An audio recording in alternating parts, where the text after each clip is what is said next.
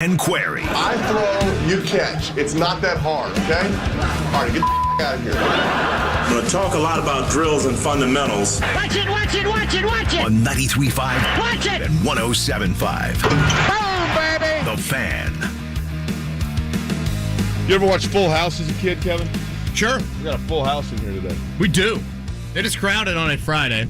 I swear it's the longest work week of the year. Well, Literally. You're going on vacation again, aren't you? I know. I cannot wait to be out. Next week, as we are, 9-10 days away from the start of training camp, so I've got to get these comp days in. And you're north of the border in, 10 hours? That's Something right, like Ed. Canada, Toronto, I leave at 4 o'clock. Direct flight, which surprised me. You've got the passport? You've got your credential? I do have my I feel passport. like those are questions we have to ask on Fridays. Here is the total bummer, which I did not realize. But now that in Europe, all the countries, not all, England doesn't count, but all the countries are part of the European Union. So when you go to Europe and they stamp your passport when you enter Europe, you then go from country to country. They don't stamp your passport because it's like going from Indiana to Kentucky in their eyes, right? Just give you a lower back stamp instead. So I'm totally bummed because to me, like my passport, when I go to Toronto, I'll go through customs and I say to them, "Can you stamp my passport, please?" And one year the guy said, "Sure, here's a lollipop too for the 50-year-old." The guy said, "Well, I stamped your passport last year." And I said, "How do you know?" And he goes, "Because you're the only person over 40 that's ever asked, or over 15 that's ever actually asked me that." Yeah, the full house today includes, obviously, ourselves. That would be Jake Query's voice you just heard, myself, Kevin Bowen, Mark Dykton.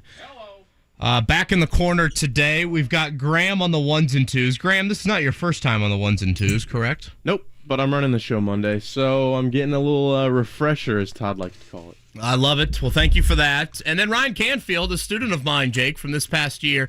To say Ryan is eager and excited about being in studio today, I think would be he's about as excited as Tom Crean was at that opening press conference back in the day. Now, here's what's interesting. We got Graham. When I think of Graham, I think of Golden Grahams. I've said that before. Then we got Ryan, who's from Michigan, and his dad works for Kellogg's.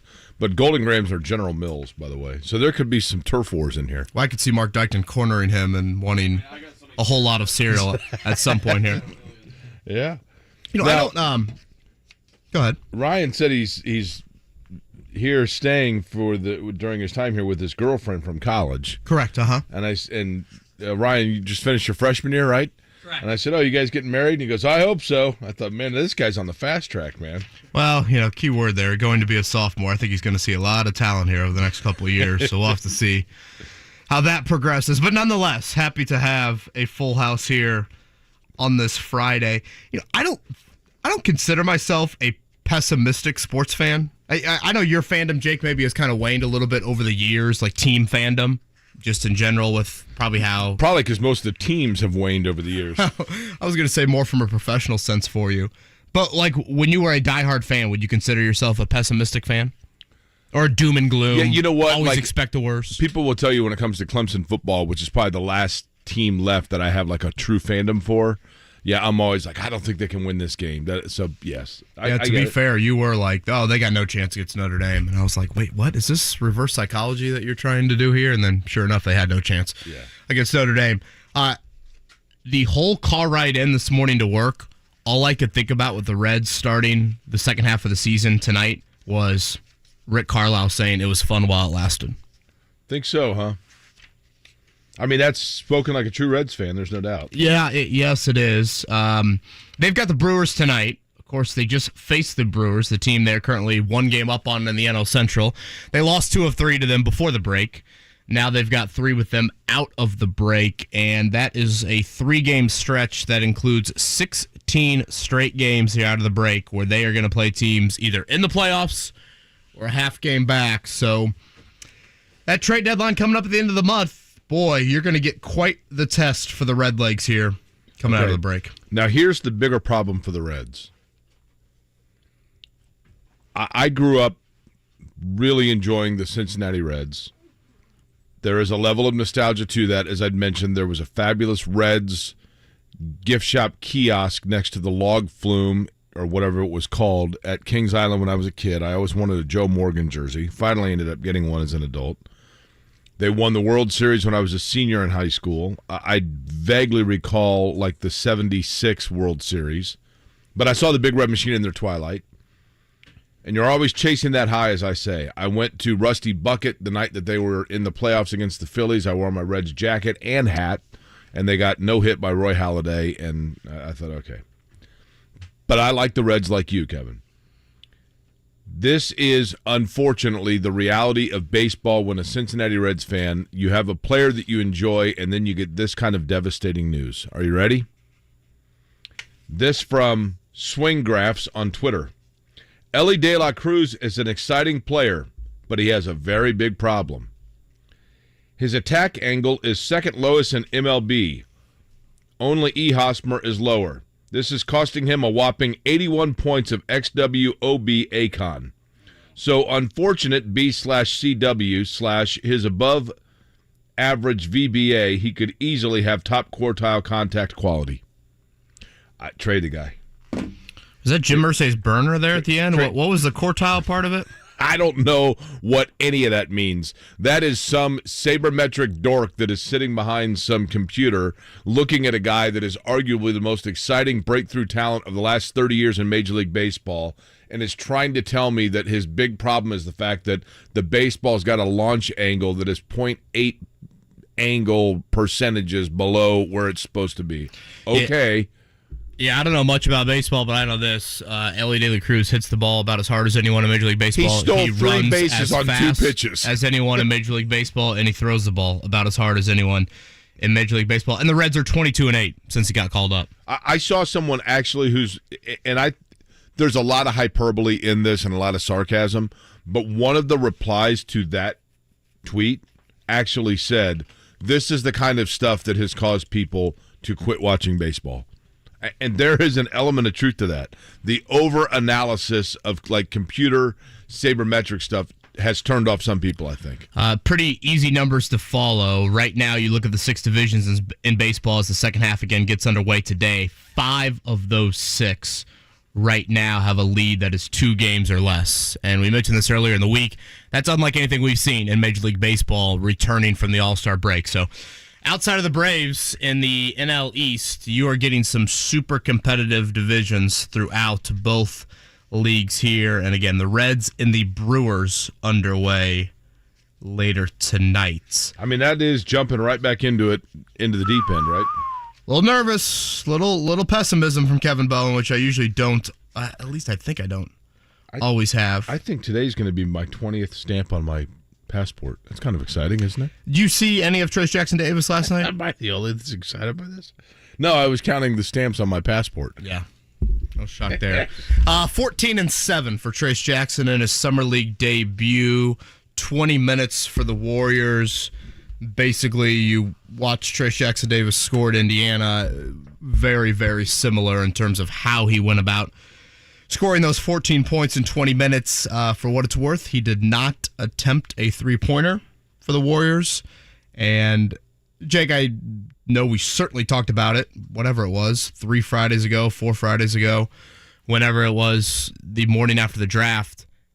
I cannot reiterate enough just how great of a fit and great of a situation he has fallen into in terms of their roster. I think so much, Kevin. The age, the Dunleavy connection, the contract. Again, it's a 2-year guaranteed contract. It's the style of play, right? Over 4 years, and they almost have to play him because contractually they're so front-loaded with how much money they're paying the likes of Steph Curry and Draymond Green and Klay Thompson and Chris Paul. I mean, if you look at a Draymond Green,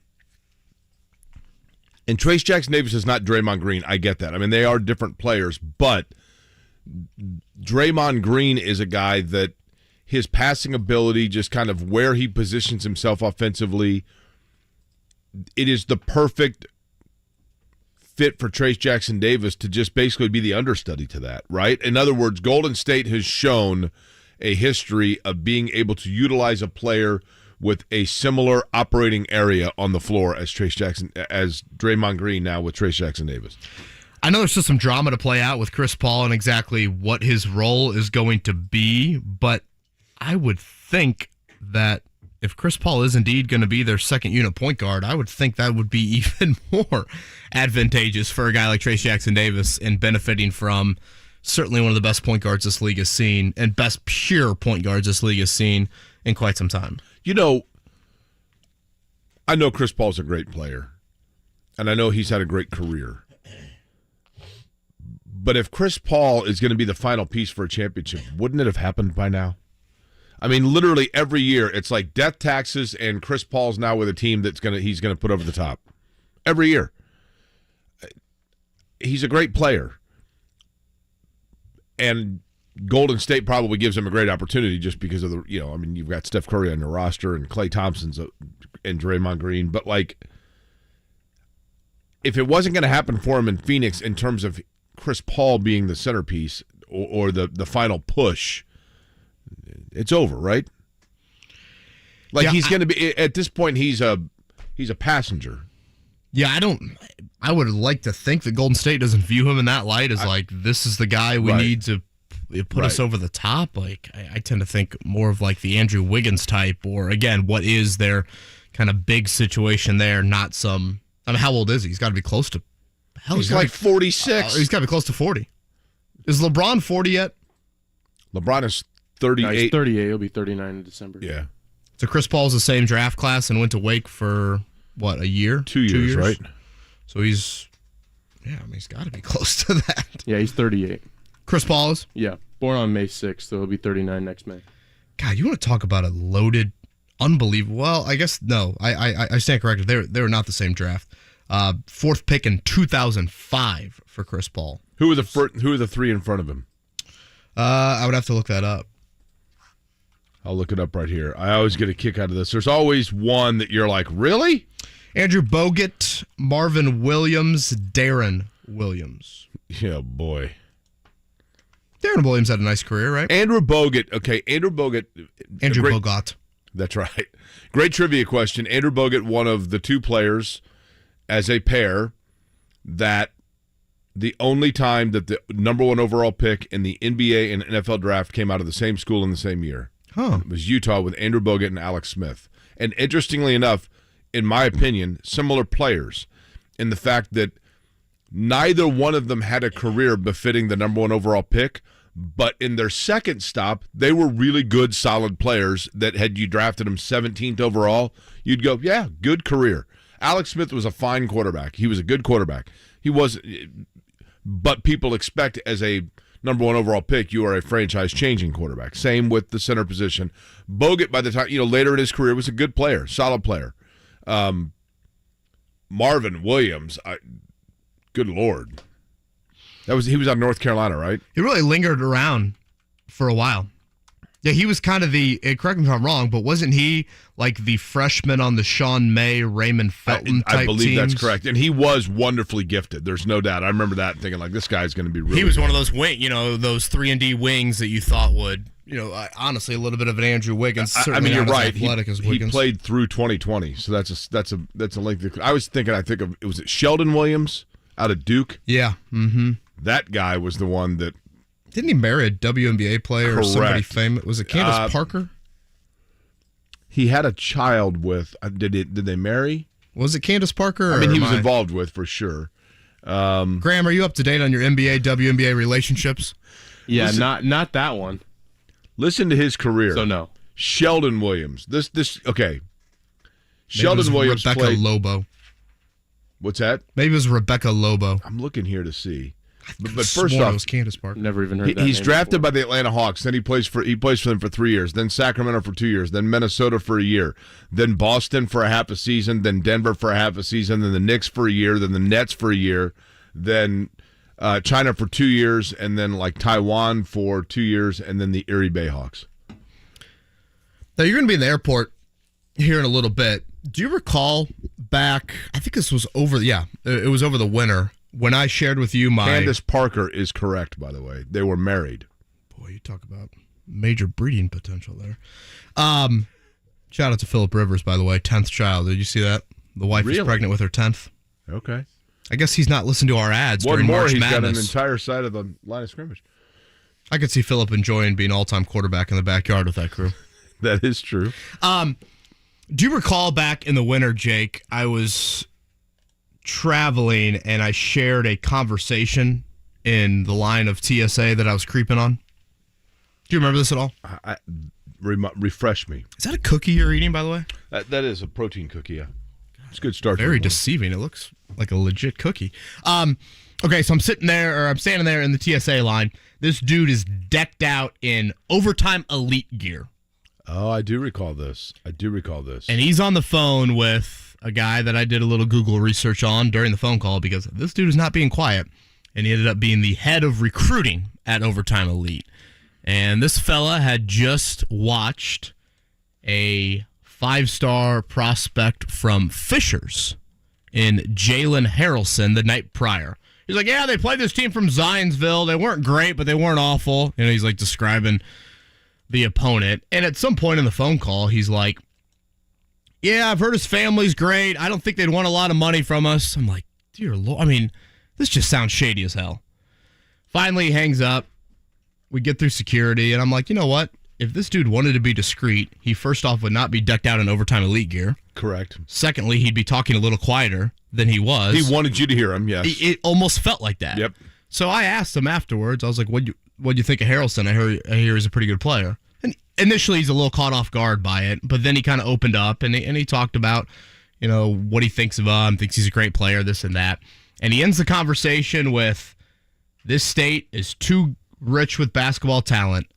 We need to get someone from Indiana on one of our teams. Well, guess what? 7 months later, he has gotten a player from the state of Indiana on one of his teams. It is not Jalen Harrelson. I almost feel like, and this is nothing against Harrelson, I think it's more of the state of basketball recruiting at the age of 16 and 17 and 18 years old. I'll say that Harrelson's at Fishers High School for now. But yesterday it was announced, and as always, Kyle Denrip was all over this story for the Star, that Kanan Catchings, that would be the nephew of Tamika Catchings, is off to Overtime Elite, therefore leaving Brownsburg, where he has, I believe, been since like 3rd or 4th grade. You know, grew up in Brownsburg schools, obviously played for the high school for each of the last 3 years, and now he will take his talents, if you will, to Overtime Elite for his final year of high school. Again, as of now, he remains committed to Purdue. He is a 5-star recruit. And I think there's a lot of context to this story, Jake, that we should probably get into, and we'll talk with Greg Rakestraw about it at 8 o'clock. But it has this feeling for me. Let's say the state of Indiana produces, just throw out a number. Let's say the state of Indiana produces 4 top 100 kids in every class. Okay. I'm willing to bet moving forward that 50 to 75% of those 4 will not finish their 4 years of high school in the state of Indiana. Yeah. Like, it's a miracle Flory Badunga is still at Kokomo. I remember, Kevin, when Robert Vaden left Pike to go to prep school, and that was at the time. Now, did he play all 4 years and then go to prep school, or was that he played his 3 last years year and was the front runner for Mr. Basketball and left to go to prep school? And at that time, I'm going mostly on perception here, so I don't want to say this as factual, but I think it's pretty accurate if you would have gotten the temperate of high school coaches. I think Mike Davis erred because the perception was that Vaden left Pike to go to prep school at the urging of Mike Davis.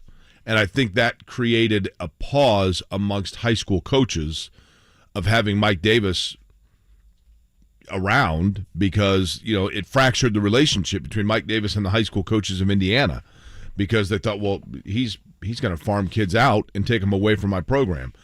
And that really hurt him in terms of his recruiting in the state of Indiana. That's an interesting thought because I tend to think when the kids go to prep school, that's where the in-state schools start to sweat more.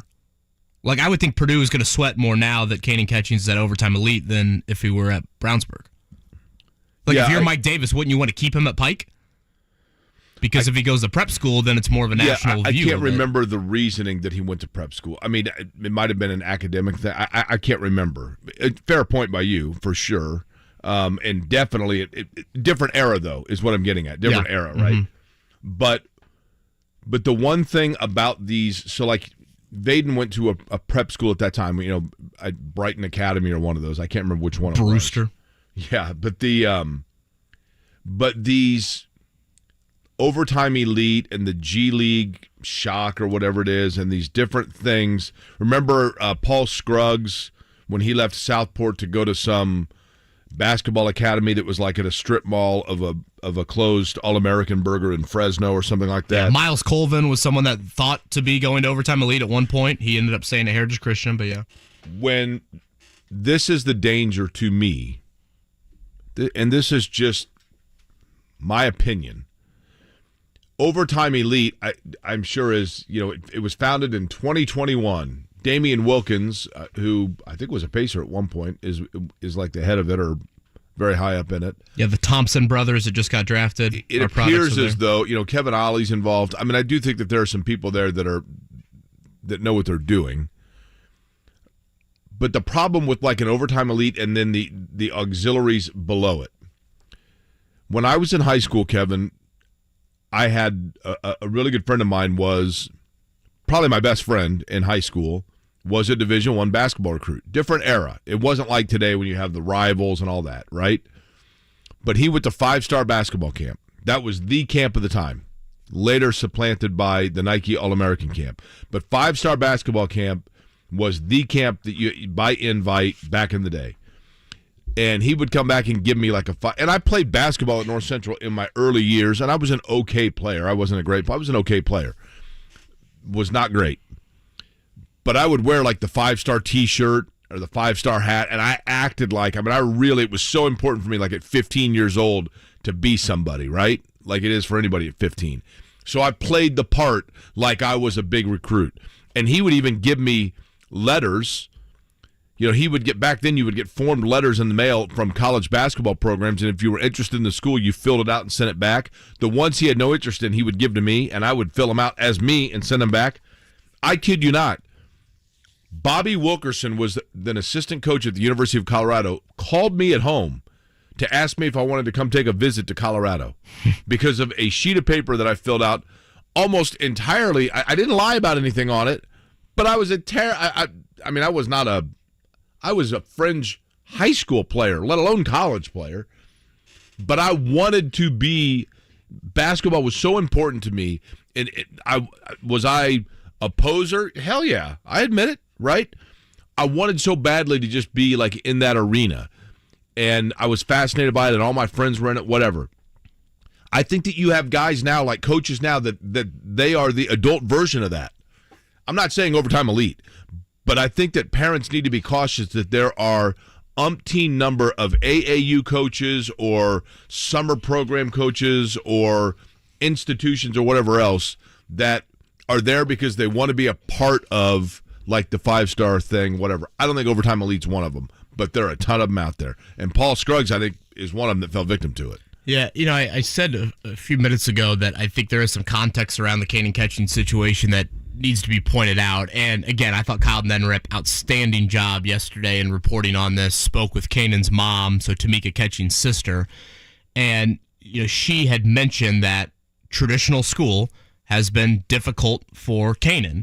And in talking to some people on that Brownsburg staff, they speak super highly of the family, and it does sound like his situation, though, a little bit on the floor, a little bit off the floor, is pretty complicated in that he is a great, great talent, but there's a ton of volatility with his game, and there was a ton of technical fouls with his game, and so, do they feel like, hey, to reach your potential, not only obviously as a basketball player, that's certainly first and foremost, I don't think we need to be naive here, but even a little bit more structure could be beneficial to him.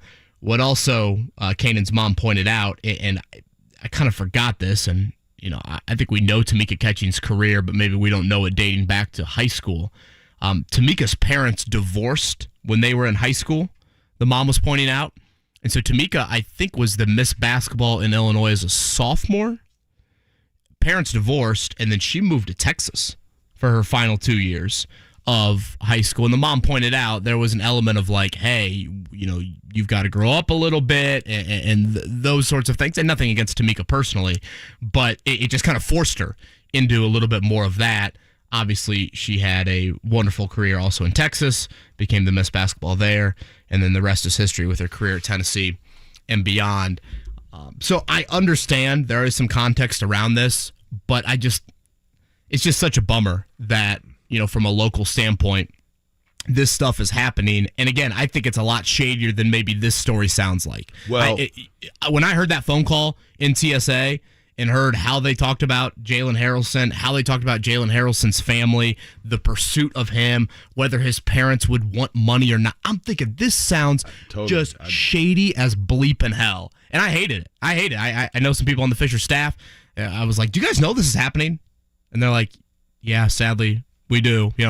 Part of the $5 fans that show up to Zionsville High School to watch Fishers play Zionsville. Yeah, here's my popcorn and hot dog, and here's a dude that all he's thinking about is how do I get that guy to come play for overtime league. The other thing too, Kevin, that to me, again, I'm not trying to make a generalization here. This is not, I'm saying the rule, but I think that it's becoming increasing so. When you watch Monday Night Football and they have the guys that, they come on and they say who they are and where they're from. You know what I mean? Cato June, Michigan.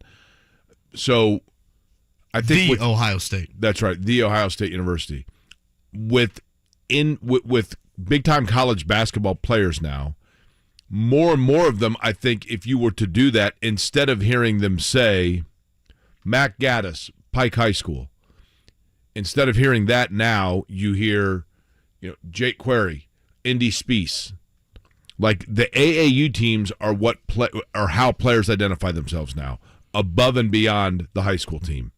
And the summer circuit is where they're making the recruiting name for themselves above and beyond the activity, Alford versus Blackman on the floor, 53 points in a game, or, Odin and Conley winning 3 straight state titles for Lawrence North. Now it's, did you see what they did in Jonesboro in the AAU, national semifinals? That the summertime is when guys are making the name for themselves, and the team they're playing for at that point is who they are associating themselves to, as opposed to their high school. Thus why you're seeing these kinds of things. Chat more about this with Greg Rakestraw coming up at 8 o'clock. Mark in the YouTube chat accurately points out here in regards to Phillip Rivers and kid number 10 on the way for the Rivers family. Mark says everyone needs a hobby. Yeah. Well, that's a lot of tributaries for sure. I'd say he's pretty good at his hobby. That is true, right? Worth pointing out. Graham's on the 1s and 2s today. Mark Dykton. Would you say Mark is training, Graham? I'm a hands-off guy. I'm a hands-off pro. Glad to know you just woke up. Ryan is also here. Ryan, a student of mine down at Indiana University, hanging out with his girlfriend in Noblesville this summer. He's in studio with us as well. It looks to be a pretty nice Friday, if I'm not mistaken. Potentially some rain tomorrow. I'll have to double-check that. But Jake's off to Toronto later today, so we can chat about that. Again, Greg Rakestraw, 8 o'clock. Tony East at 9, as the Pacers will have Summer League game number 4 tonight. They should have one more later this weekend before they close up shop in Vegas. Good Friday morning to you. Thanks for tuning in to Kevin Aquari right here on 93.5, 107.5 The Fan.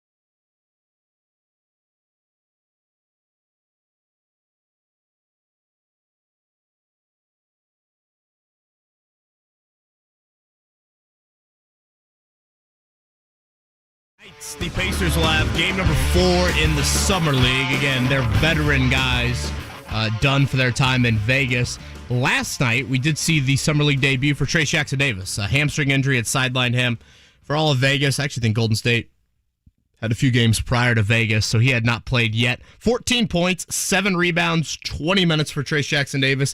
He did not attempt a three-pointer, for what it's worth, but a pretty nice debut for him as he begins his journey with the Warriors. What was it? You said it was hamstring, right? That it kept him out. Yep. Mm-hmm. So curious to see what he continues to do over the course of the Summer League itself. I'll tell you what, Jalen Hood-Schifino's played well, too, for the Lakers, and has gotten a decent amount of attention as to the burst that he's had. Mark, can you close the blinds? Breaking news also this morning, sunny and beautiful out today. It looks like a great day. Great day to travel to Toronto, right? It is. Be nice, and I don't know what the weather in Toronto, I think, is supposed to be nice, too. I get thrown off because I look at the weather and like 16 Celsius. Like, okay, sure. I'll bring my boots. Major League Baseball tonight resuming after the All-Star break. It is the cute fella.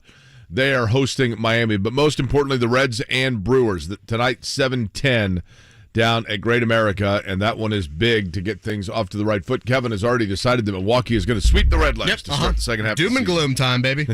Boston, the Red Sox in Chicago to take on the Cubs. The Cardinals are hosting the Washington Nationals, and the Oakland Athletics starting out their second half torrid pace. Minnesota Twins going to be there for a 9:40 Eastern. You think so? Don't you feel that way about Major League Baseball, though? 17 people at that game tonight. You run like the JV race until mid-July, and then when you show up after the All-Star break, it's like, all right. Time to get real. Who are the real contenders versus the pretenders? You know, a good question would be, will the world, because there are, every division, but I think Atlanta is within 2 games of each other, right? First to second? Yep.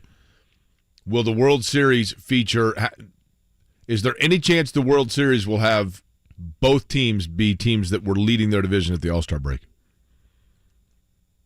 Or are we going to see somebody that you know what I mean? I mean, somebody that's just kind of hanging around and then gets hot in the second half of the year and takes off.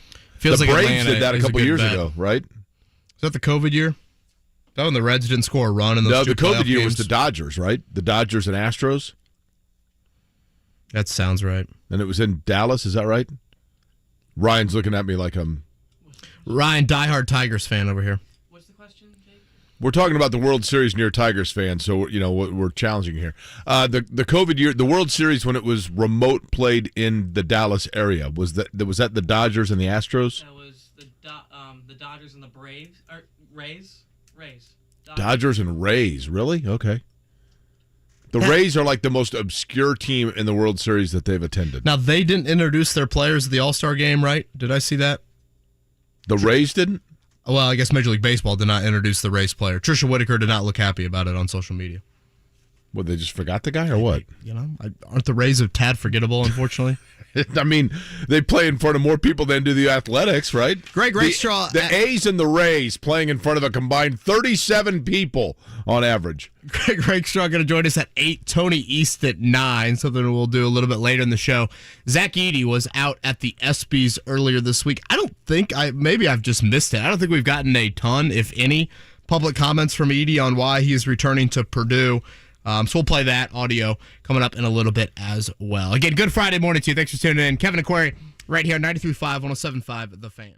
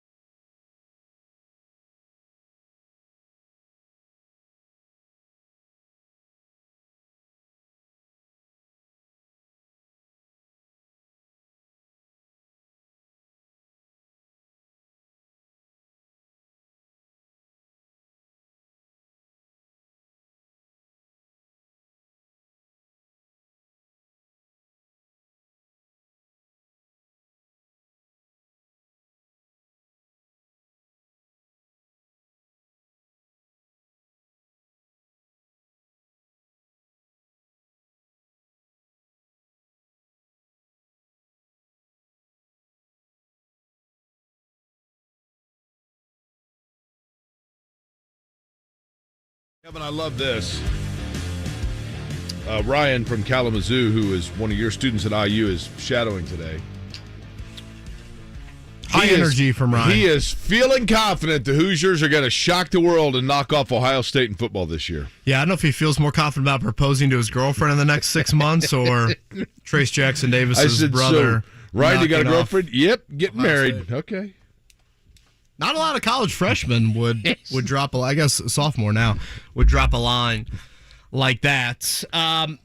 Jake, we talked about it a little bit earlier in the week, but if you had to play... He said they met at a date party. Now, is that like the... Through her sorority, correct? Yes. So a date party is just a party where you go and look for dates? Is that it? Like, is Bob Eubanks there? Huh? You get invited. So she invited you directly, or you just were invited like with a big group of dudes? I invited myself.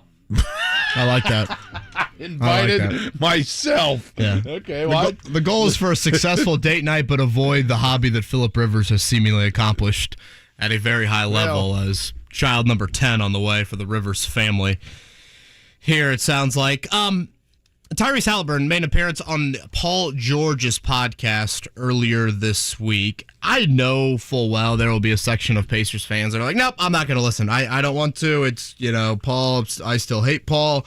He did this, he did that. He said this at the softball game. Fine. But I do think if you can kind of separate yourself from that, I thought it was a really good, it was a long, like 2-hour podcast, and I really enjoyed it. It's clear that both of them have a relationship together, and that Tyrese had texted Paul about Indiana, about the franchise, and certainly, as Paul acknowledges at times throughout the podcast, things have changed, but there's still kind of some core values that are still there with the Pacers franchise. We're going to play a clip from that podcast. Again, this is Paul George's podcast with Tyrese Halliburton. This one centers around Paul's time in Indiana. So, again, from earlier this week, Tyrese Halliburton on the Paul George podcast. Indy going up. I see y'all. Big Indy. P, let's talk about your time when you was up in the Indy, though. I enjoyed it. Yeah, I enjoyed my time in Indy. Okay, I want to talk to you about how hard was it to being in a low market team at the time. How hard was it to get players that was good to come to play for y'all? Like who was it? I think Anthony Davis. Yeah. It was. The problem is because it's, and I don't want it to sound bad, but it's Indiana. Like, so when people would go, free agency, they go out west immediately. Right. Phoenix, Lakers, Clippers, everybody's going to go to the big destinations, right? For us, it was just like, all right, now how do we cycle through whoever else that wasn't picked to go to these bigger markets? You know what I mean? And that was just the challenge we had. But I think when like guys went there, they was like, oh, the culture they love, the training staff, like, Carl and Josh. Yeah. Since I've been in the league, they're one of the best trainers I ever had in my career. They keep people healthy and like, guys will come in and be like, yo, y'all training staff is crazy. Like, bro, this was hurting on me. This, like, that's gone now. And it didn't, at the time, I didn't realize it, like, because Indy was the only team I knew. But at the time, it was like, that's what the talk was. But then, I think just from our culture standpoint, same thing. When guys came over, it was just different than what they used to, and I loved it. It's probably different now from the culture that you guys have now, the team. But when I was there, it was like I wouldn't necessarily say it was military, but it was damn near close. But would you say that's the culture you walked into? That's the culture I walked into. Right. So it was like that right when you got there. Right when I got there, and I loved it because I'm a person that does well with structure. So I love the culture of I don't know. They still fine for late on treatment time. I love that thing, bro. I'd be getting so mad at Josh. I'd be like, you're 30 minutes away from the gym, so sometimes traffic might hit or something, or I stopped and I started talking to somebody on my way to treatment. But our treatment times be knocked down. All right, 8:45, 9 o'clock, 9:15. Yeah. Like I walk in there, if I'm at 8:45 treatment, I walk in there 8:47. He don't say, they just say what up, like everything's that little sweet. slip. When I get to my locker, I'm like, what is that? So fine, I'm like, oh no, this is crazy. You get a Yeah. flight for 2 minutes. 2 man. minutes, bro. You late for 2 minutes. And you could be in the building, but if you ain't in that room or on that table at 8:45, On that table. you're getting How much fined. is the fine? Do you want to disclose that, or are you? See, I would agree with you there that's Paul George really endorsing the franchise in a lot of ways. I think that I do believe that the comment of there was definitely friction with Paul George and Larry Bird about Paul George having to play the power forward position. And Paul didn't make the decisions around here. That quote will always jump out. I think it was a little bit overblown when Paul George, the perception was that he went to the Pacers and said, hey, I talked to Anthony Davis and he's willing to come here. Let's make a trade. And the Pacers said, we can't do that. I don't think that's exactly how that went down. But the reality is this, Kevin. The Pacers put a lot of money into the St. Vincent, and I'm not sure the exact name of it, but the facility they have. I've gone through it. I've gone through and seen all of it.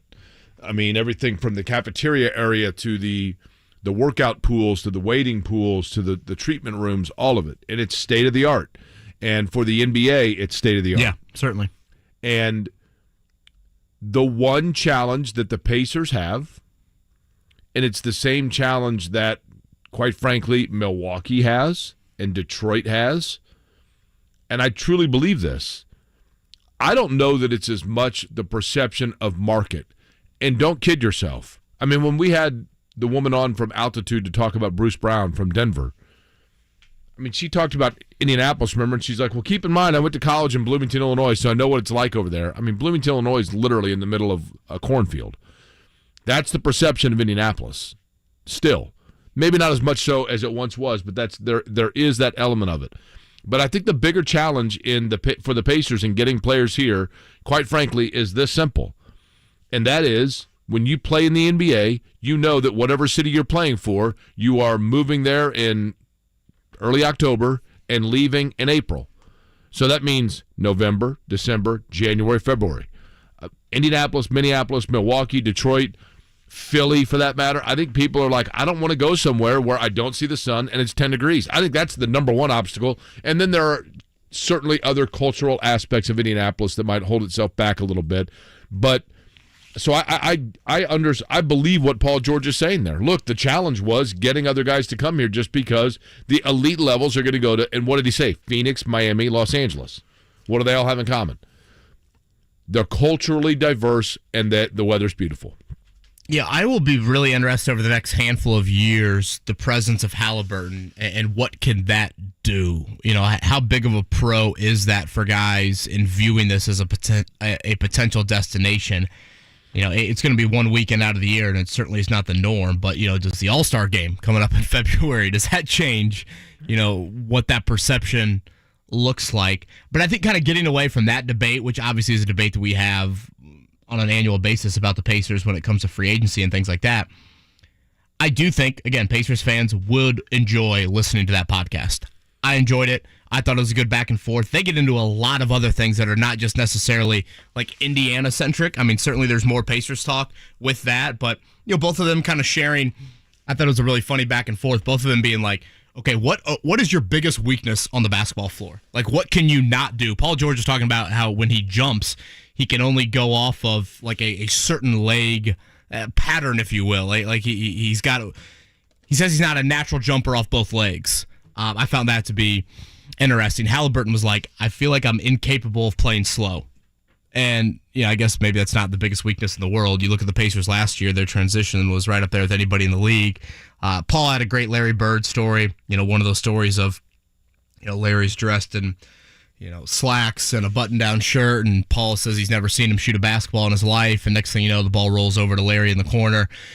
Larry fires up a three, it goes in, swish, and just walks out of the gym, and Paul's just sitting there in awe of like, oh my gosh, that's why he is one of the greatest of all time. So I thought it was a fun, pretty much 2 hours of the podcast there, and And maybe time is healing it, Jake, but I don't know. I feel like some Pacers fans have maybe softened a little bit on their stance of Paul George. Yeah, I would agree with that. I think George and Halliburton have something in common, and in Halliburton, so we'll focus on the Halliburton side of it. I think people think Paul George is from L.A. I mean, he's from far suburban outside of L.A. and Fresno. He went to Fresno State. Fresno's like, has really, the state is the only thing it shares with Los Angeles. But Tyrese Halliburton, like when I talked to him, what did he say? Look, I'm from a town that's smaller than most, Oshkosh, Wisconsin. I know he's born in Milwaukee, but he grew up in Oshkosh, went to high school in Oshkosh, went to college in Iowa. This is not a guy that met his girlfriend used to the glitz and glamour. Right.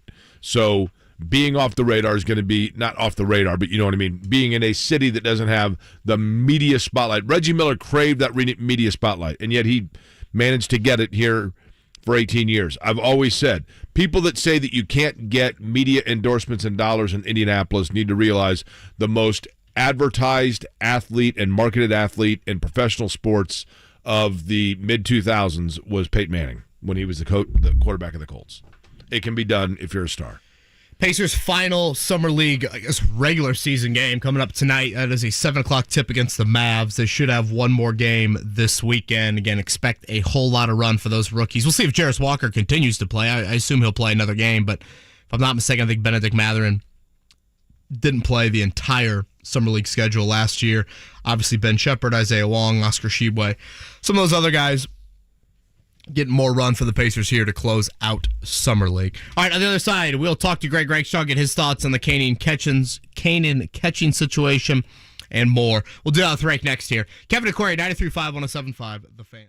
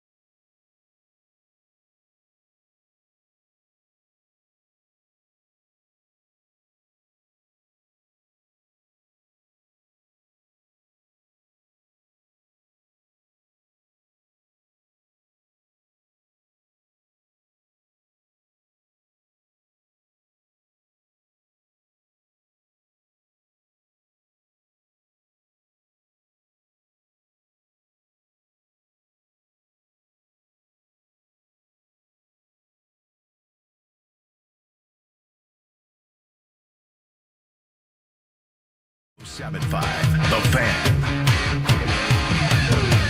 Jake, you going to see history this weekend in Toronto? What history would I be seeing? Tell me that. That'd be 4 straight for Alex Pillow, is that right? Oh, that's right. Yeah, I forgot he's going for that. I'm trying to think of what's the record, though. Didn't first time since 2006, Sebastian Bourdais has won.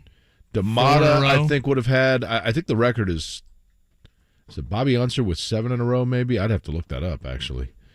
But Pelot's red hot. But, Dixon won there last year. It's a tight track. Toronto's fun, though, man. I'm sitting here looking right now at our hotel. We kind of bounce back and forth, but our hotel's right by the big square, like the kind of the Times Square of Toronto. So it should be fun. And I've got the orders for mints from you guys from Roots. Mark, I think, bypassing the ketchup potato chips because those are. I don't think I was offered those. Those are available now in the Dorito variation. Yeah, I haven't tried those yet. I could dabble, but certainly those maple mints in honor of Zach Edey. That's like one of those. Okay, see what I can do. Let's head to the Payless Liquors hotline. Greg Rakestraw joins us now, obviously ISC Sports Network, and we'll spray to a lot of fields here with Rake coming up. But let's begin with the Kanan Ketching story, Rake. Again, the 5-star Purdue commit heading into his senior season at Brownsburg. He is now off to Overtime Elite, which is run by Damian Wilkins, former NBA player down in Georgia. We saw the Thompson brothers, Asar and Amen, just get drafted into the NBA. Out of Overtime Elite. Again, they have options there. You can elect the pro route or the college route. For now, it sounds like Kanan is certainly sticking with that college route. Rake, your level of surprise when you saw this? Not very. I'm disappointed, but not very. There had been kind of rumblings that he and the family maybe is a little bit unhappy for whatever reason with Brownsburg. There is tremendous talent there, but you just kind of got the feeling that maybe they felt he was bigger than that, which is kind of a shame. So he is moving on. Wish him the best of luck. Stinks for Brownsburg. They were going to be one of the better teams in the state because of whom their coach is, and Steve Lynch. They're always going to be good. They're always going to be tough. But they go from being a state finals contender to being just kind of a solid high school basketball team now. By the way, Kevin, A.J. Foyt, 7 straight in 1964 is the record, just to clarify that. Greg, I wanted to piggyback kind of off what you were saying there, and I understand it. For Ketchings, I totally get the fact that if you are somebody that sees yourself as, a 5-star rising recruit, etc., it probably is in the best interest of your game to play the best preparatory for professional level competition that you can. And Overtime Elite probably provides that better than does, say, going up against Avon. I mean, I get it, right? But do we run the risk, in your opinion, of seeing kids make that kind of a move, not to Overtime Elite, but equivalent thereof, that are in over their head? In other words, that make a decision to bypass a traditional high school opportunity and everything that comes with that aside from basketball because someone is selling them a bill of goods that their game has more potential than it does. I think that can happen from time to time, and you stated it well. That is not the case with Kanan Ketchings. Kid can play. There are some skills that he needs to develop, but there are some skills that he is blessed with that others are not going to have. My point is that the level of coaching and the level of competition that you get here in the state of Indiana, I don't think you need to be that guy that leaves here. Other places where the level of coaching and level of talent isn't as good as it is here, yeah, I get it. Going to an IMG, a Montverde, an Oak Hill, an Overtime Elite, insert name of Finley Prep, a preparatory program, La Lumiere here in this state. Again, that's you're playing better basketball, but there's things that you miss out, I think, from the general human experience. And frankly, I think from kind of how you are viewed for the next 25 to 30 to 35 years and beyond, that I think are very negative with a move like this. And again, the coaching that he got at Brownsburg is fantastic. Steve's a heck of a high school basketball coach. Steve has significant experience in college basketball. The staff that he has put together at Brownsburg is as good as any staff in the state. So, yeah, there are some advantages he will gain. I think there are some disadvantages in this decision as well. Rake, last one from me on the catchings front. It does seem like there is some probably necessary context around his situation, and I thought his mom was pretty honest with Kyle Neddenrip yesterday in the Star and describing, the traditional school maybe hasn't been, Canaan's thing, and I think, whether it's academically, whether it's emotionally, if you talk to people around the Brownsburg program, that there are other factors contributing to this than purely, basketball competition at Overtime Elite. Obviously, you would think that is the driving force of it. But to the earlier point you made about it being a bummer, correct me if I'm wrong, I think you guys were, going to broadcast a Kanan Catchings Jack Benter game coming up this season from a, Purdue commit standpoint. And I brought this up to Jake earlier. It almost seems like, Rake, if the state of Indiana produces 4 top 100 kids in every class, it seems like it'll be a miracle if 3 or 4 of them make it through their entire 4 years in Indiana high schools. Moving forward. You just don't need it. And the event you're talking about is the Hall of Fame Classic. And I'll be curious to see. There's been kind of a precedent set, and I think it'll need to be initiated by the school. But when Jaden Ivey left Mishawaka-Marion for, La Lumiere, I want to say 4 years ago, Mishawaka-Marion was set to be in the Hall of Fame Classic. They voluntarily withdrew, and Lafayette Jeff replaced them. And so the 4 teams that are set to be in the Hall of Fame Classic on the boys' side this year are Kokomoa, Flory Badunga, Crispus Attucks, who maybe has their best team since they have reformed as a high school. And then you mentioned it, Brownstown and Brownsburg, with the pair of Purdue commits. I don't know, knowing Steve and knowing Drew Tower, the AD over at Brownsburg, I think they'd like to stay in it and kind of fight and battle and show that, hey, I think we're more than just a very talented player in catchings. But we'll see if they stay in that event. But no, we would see Brownsburg a good deal on our schedule, and we'll see if that changes. And so this, Greg, for all intent and purposes, not that it probably wasn't already the case, but barring injury, this pretty much seals Mr. Basketball, right? I think Mr. Basketball was signed, sealed, and delivered already. Catchings was going to be a very good runner-up, if not Jack Benner. But no, the award was already Flory Badunga's. And I say this knocking on wood, fingers and toes crossed.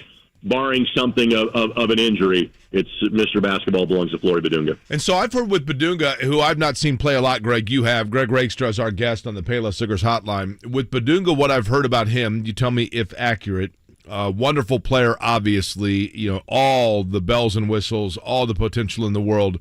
But at this point, more from a collegiate standpoint, further ahead of the game probably defensively than he is in terms of versatility offensively. Is that a fair analysis of him? Very much so. He is a Power 5 level defender, rebounder, shot blocker, teammate, person. His offensive game is still a work in progress. He is a good passer out of the post, but he is really he's not a pick and pop big. He is a rim running big at this point. His field goal percentage at Kokomo last year was 81% because the majority of his shots came from above the rim on dunks. He has worked to develop his offensive game, but again, that's something that college coaches will feel they can continue to work on in the year or two that he would play college basketball. Because again, I think every other skill set he has translates to the pros so easily. Okay, Greg Rakestraw is with us here on the Payless Liquors Hotline. We are less than 2 weeks away from the Colts heading up to Grand Park for training camp. Rake, I'm not sure if you caught the Jim Irsay comments earlier this week. I don't know if that was the day you were filling in or not, but basically, Jim Irsay said something to the effect of he has a chance. I don't know when you hear that he has a chance, if you interpret that as he has a chance to be ready day one of camp, the start of the regular season, he has a chance to play again at all. Where are you at on the Shaquille Leonard? And I guess just like level of overall worry about his impact to the football team, because Zaire Franklin, had a great season last year in replacing him, but Bobby Okereke is no longer here. Very concerned is my level. And you knew that with the contract Zaire had signed before last year and the way that Zaire played, that Bobby was not going to come back. It was almost reminiscent of the Bill Polian days where he was like, there's certain guys you knew, hey, that guy is not getting re-signed. It's not because anything the guy did wrong. It's just there's X amount in the budget, and right now that budget is busted by Shaquille Leonard. And so my level of concern on the impact of what Shaq is going to be for this football team is significant. Because I'm not sure that really anybody knows exactly how he is going to respond, as he has been so plagued by injuries the last 2 years, able to play through it and still be a playmaker, even if at about 75, 80% 2 years ago, and then barely seeing the field and being a liability when he was on the field the limited times he was a year ago.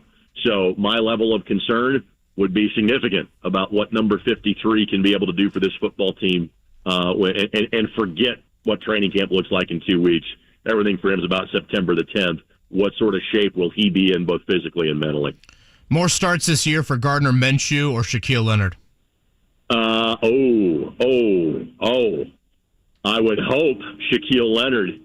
I would still lean towards Shaquille Leonard. And that has nothing to do with Shaq. That has something to do with, I think, every opportunity will be given to Anthony Richardson to play as many games as possible.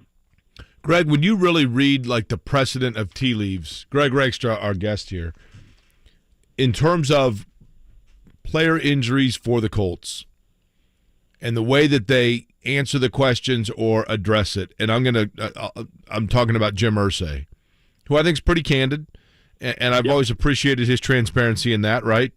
But when he was asked about Shaquille Leonard, his answer to me, based on precedent, was essentially saying, we don't really have a real clear idea here. This could be, he may have a chance to go by the beginning of the year, or it might be mid-October and we're having this same conversation. That was my interpretation. What say you? I'm in the same boat. Again, I think it is a giant question mark. It is a great unknown. I think that there will be lots of side work and work that we do not see in terms of the open practices. And I think the Colts, and understandably so, will play it very close to the vest as to exactly what his status is going to become for September the 10th. Rake, you had a great tweet earlier this week. I had a pennant up on my wall when I was growing up of the first ever game at Victory Field 27 years ago. Is that the number this week? That's correct. Your tweet said you were on the field. Well, fill me in a little bit more on Rake's duties and what you recall about that first game ever at Victory Field. So this is a great story. So in the summer of 1996, I was 19 years old. I was between my sophomore and junior years of college, and I did a news internship with Channel 13. Not a sports internship, a news internship. And it was great because I got to do a lot because it was the summer of the 96 Olympics in Atlanta. So like 13 sent half of their staff, down that direction. I got to assist in writing the 5:30 newscast on a daily basis. I also learned I did not want to do television news for a living. And that wasn't because I had a bad experience, just wasn't me. It confirmed, hey, you're a sports dork, stick in that lane and be over there. But what Channel 13 was great at doing back then is they would take their newscast live on the, not like reporters, but like everybody, take the entire set and do their show live. So I was on the field the final day of Busch Stadium, July 3rd of 1996. I specifically remember Bob Gregory using the old wooden scoreboard in left field, and that, instead of the American Association standings, they had the high temperatures that day in the other 7 cities in the American Association. And the Nashville Sounds had a bounty on Bob's head as to who could try to hit him or the scoreboard in batting practice. Then 8 days later, the opener against the Oklahoma City 89ers, I was on the field up until the 6 o'clock newscast, and because at that time I was 2 years removed from being a fairly decent high school baseball player, John Stair had played a little baseball at Gannon College, now Gannon University in Erie, Pennsylvania. My job was to hit fungos to John for they were trying to show him catching things and being a part of batting practice as part of a package they were doing. So on the opening day, we need video of you, Rake, in this fungo. There's no video of me. There's video of John somewhere in the 13 archives catching pop up after pop up. I'm the one hitting him to him. So who did, Greg? Because I have what I believe to be a correct trivia question here. So who did the Indianapolis Indians play in the final game at Busch Stadium? Do you recall? The Nashville Sounds. Okay. And then they played, you said, Oklahoma City to open Victory Field, right? Correct, yes. And then after that, did they play Nashville? They would have played, in the American Association days, there were only 7 teams. You basically were by 24 times. So it was, at that time, would have been Omaha, Nashville, New Orleans, and Oklahoma City in the West. I am almost certain. The reason I say it, I didn't mean to cut you off. I'm almost certain of this. I don't remember the guy's name. Yep. I'm 99% certain, Greg, that the guy that hit the final home run at Busch Stadium is the same player that hit the very first visiting home run in Victory Field. Lee Stevens hit the first one at Victory Field, but I don't think he would have been with Nashville. I know the last base hit at Busch is Pokey Reese. Bottom of the ninth, Indians lost that game. Indians lost, I want to say, 5-3 to the 89ers in the first game at Victory Field, because I was on the field during the day. Then I left to go run the board over at 1260 for the opening night. So Lee Stevens, you said, hit the first one, you said? Lee Stevens has the first home run in Victory Field. I forget who has the last homer at Busch Stadium. Was Stevens with the Indians, though? Stevens was not he's with Oklahoma City. He was a visiting player. Okay. Because he later played with the Indians, right? Right? Correct. Because that was during the last stint of the Reds being an affiliate of the Indianapolis Indians, an affiliate of the Cincinnati Reds, and he later played with the Reds, I believe. Rick, I'll be totally honest with you. The event tonight, North-South All-Star game, right? You're on the call? Yep. Correct. I am almost a little surprised that the game still goes on, considering how colleges try to kind of get a hold of their incoming high school players. Certainly football, there is obviously the physical component to it with these guys starting training camp here pretty soon. It's a little bit different than basketball where you do it in early June. Obviously the physical toll is different, and certainly the basketball season doesn't start until later in the fall. But the North-South All-Star Game still operating as usual in Decatur Central. Is that the location? That is correct on both fronts. And the IFCA, the Indian Football Coach Association, over the last 10 years, you basically have not gotten the Division I kids because those kids are in camp. The Indiana State kids oftentimes will play in this game. Kurt Mallory will send the kids over to play. The D2, D3 NAIA kids also end up playing in this game because they don't report to camp until early August. And occasionally, at that level, you'll see true freshmen play. But a lot of times, because of the physical differences, you're playing against 22 and 23-year-olds. Those kids are often redshirting anyway. And so it really is an all-star game for a lot of kids that are going to UIndy and Marion and Wabash and Franklin and et cetera and things like that. You could have the option of playing this game, say, in December at Lucas Oil, but at that point, you would run into losing kids that are basketball players or wrestlers, and you couldn't have kind of the week-long camp experience that you have now, even though the kids really report on Tuesday at this point and practice Tuesday, Wednesday, Thursday, and then go play the game on Friday. So the IFCA guys have elected to, hey, let's keep this as a summertime game. It's still a really good level of football, and I would think we're going to see 4,000 or 5,000 people at Decatur Central tonight because the community support for any kid that makes this game always tends to be really, really big. Gosh, I'm starting to look at the calendar, Rake. Is it 4 weeks, 5 weeks away? It is always this game. A couple of years it was 6, but most years it is 5 weeks. So we are 35 days away from the start of the high school football season in Indiana. Not from a practice standpoint, from a games played standpoint. Crazy. God, you just blink. And all of a sudden it is here. Rake, have a great call tonight. As always, thanks for the time here on this Friday morning, man. You got it, fellas. Jake, have fun in Toronto. All right, thanks, Greg. That is the great Greg Rakestraw right there on the Payless Liquors hotline. This from Mike here, Jake. The random minor league high school sports info that Rake knows is quite something. Oh, for sure. Random being the key word there. You and Rake would probably be a good little battle in that realm. I think his depth goes. I mean, for me, everything muddies once I turn like 25. But well, that's a bummer because that's half your life. From 72 to 97, I'm probably pretty good, right? I was at the last game, by the way, at Victory Field, or excuse me, Busch Stadium. I went with my parents and my mom's childhood friend, Janet Fox, and her son Ryan, who's my age, Ryan Fox. We went to the Indians game. They came out and they did like a big production when they turned out the lights. And I don't know if we were allowed to go on the field or what it was, or I don't remember how it came to be, but I still have, and this is probably really weird, but I still have the program, and inside the program I have like a plastic sleeve where I went out and took like 4 leaves of the ivy off the like left field wall of Busch Stadium. And at that time, because I thought Busch Stadium was going to be torn down. Of course, now, as we know, it's, condominiums or whatever it is over there. A buddy of mine lived over there. It was nice having a beer on that porch one time. Did you really? What were they like in there? Yeah, it was nice.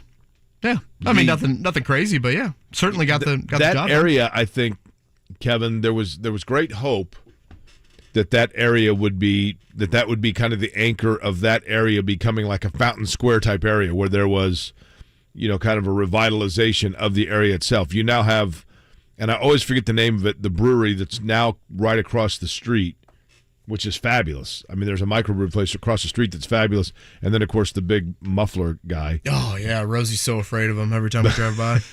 But outside of that, like there's not as much. Kuntz Stadium, didn't take off, or I don't know what the plans were. Yeah, at that point. that area kind of got bypassed a little bit with like the main street of Speedway and all that. South Grove Golf Course, home of our sectional in high school. Really? Mm-hmm. They have a stretch horse on the first tee there. Where did you win the state? At the Legends in Franklin. You ever been? I've not. I mean, you know what? I take that back. I might have done a show there. Bob Knight, Don Fisher, big golfers at random points in their lives. Is that where Bob Knight filmed his show? Was that the Martinsville Golf Club with what was the long time Golf Your Way? Is that the bunker shot? Oh, there's one of the things, Kevin, that I mean, there was a legality to it, so it's probably a good thing I didn't do it. One thing that I did do when I worked at Channel 6, I would spend hours. You ask anybody that worked there, they'll be like, yeah, he's not lying about that. I would be in the Channel 6 building for hours just looking at old videotapes. The Channel 6 library, the basement of Channel 6, it looks like a library of books, but it's not. It's beta tapes because every newscast was archived. And chronologically, I mean, the news tapes of here's what aired on August 23rd of 1991, whatever. Every single day of every news story that's ever been done at Channel 6. And then in addition to that, there's another room that Dave First and I called the Roach Room because he'd turn the lights on, everything would scurry. And that was all of the film of the Indianapolis Motor Speedway from probably the mid-50s all the way through, where all of that was stored. There's not a single news historical event in this town, quite frankly, that I can't walk into Channel 6 right now and tell you exactly where that videotape is. I know where everything is. And because I would just spend hours upon hours upon hours looking stuff up, I would be fascinated by it. And like, oh man, I want to read about, or I want to see about how it was covered with this or that, all the different stories. And one of the things that I did do, we had probably not hours worth, but a significant amount of videotape of Bob Knight exploits over the course of his 29 years in Indiana that never saw the light of public airing. Oh boy! And I had 2 VHS tapes. Brad Brown, get us stuff those? Like that. I mean, I know exactly where. Like, I'm sure the VHS tape that I dubbed is still in the building. Actually, I never personally took it home because it's their intellectual property. Brad Brown did. I know we're up against it, but Brad Brown, I will give him a lot of credit, and I'm forever grateful for this. The only thing that I've ever done in television that I wanted a copy of, where I called Brad Brown, who's now, of course, the sports director at RTV6. Tony Gwynn lived in Indy part-time. You've heard me tell the story. When Ted Williams passed away, I was working, and Tony Gwynn called the Channel 6 sports office. I had serendipitously met Tony Gwynn a few years prior and knew that he lived in Indy, and we knew mutual people. Tony Gwynn called the Channel 6 sports office the day that Ted Williams passed away. I happened to be the only person working, and he said, "Hey, it's Tony. I didn't know if I could come down. I just want to be able to talk about Ted Williams." Like, what, are you kidding me? Like, you're now the greatest living hitter, of course. We'll see if we can fit you in here. Yeah. So literally, I said, "Well, when did you want to come down?" And he goes, "Well, I'm downtown. I'm in the area now." And Otis Jones, the photographer. I love Otis. Oh, he's the best. I think it was Otis. We went out and set up 2 chairs in the front of the Channel 6. We made like a little makeshift sit-down studio outside because it was a beautiful day. And I did a sit-down with Tony Gwynn about Ted Williams. And I love Tony Gwynn. As a player and as a person, loved him. So because he passed, I got to thinking about it, and I called Brad Brown and said, "You know what? I would love to have a copy of that interview." And Brad went and found it. I said, "Here's where it is in the archives." And Brad went and found it and made a copy of it and sent it to me. That's the only thing from there that I still have like that copy of. But the Knight stuff, man. There was one time where Knight was in a golf outing. I can tell this now. And I don't think either his golf ball went errantly down into a creek or he was using the bathroom down by the creek. But or both. That's right. But all of the local photographers were shooting it as he came walking back up the hill. And he throws down his golf clubs and throws his bag and says, "I'm telling you right now, if any of this airs on television, your stations will never step foot in Bloomington again." And you can hear one of the photographers like, "We won't put it on, Coach. Like, we're not going to air it, Coach." And he's like, and he has that, Knight had that look in his eyes where the light switch went off. And he said, "I'm telling you right now, believe me when I tell you this, if this airs, you," and I mean every colorful word you can think of in the book, "will never, ever cover another basketball game, and I will see to it that your stations, not just you, but your stations, are never credentialed access to anything in Bloomington, in the town of Bloomington, ever again." And Steve Denny, who later went on to NFL Films and worked at Channel 6, that's the videotape you're watching, Steve Denny just keeps rolling and is like laughing. And Bob Knight comes at him with a golf club. And Steve Denny's like, "What? I'm just doing my job, man. Like, hit the ball straight. I'm just doing my job." Steve Denny gave 0 Fs. Clearly. And Knight just looked at him like, "Are you kidding me?"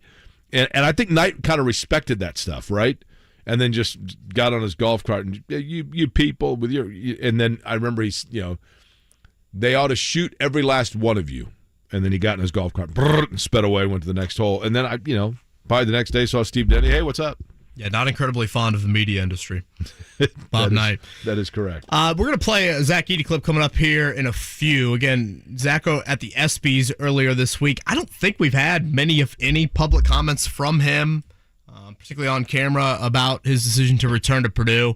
So we'll play that clip for you here coming up in a few. But for now, a morning check down here on Kevin and Corey.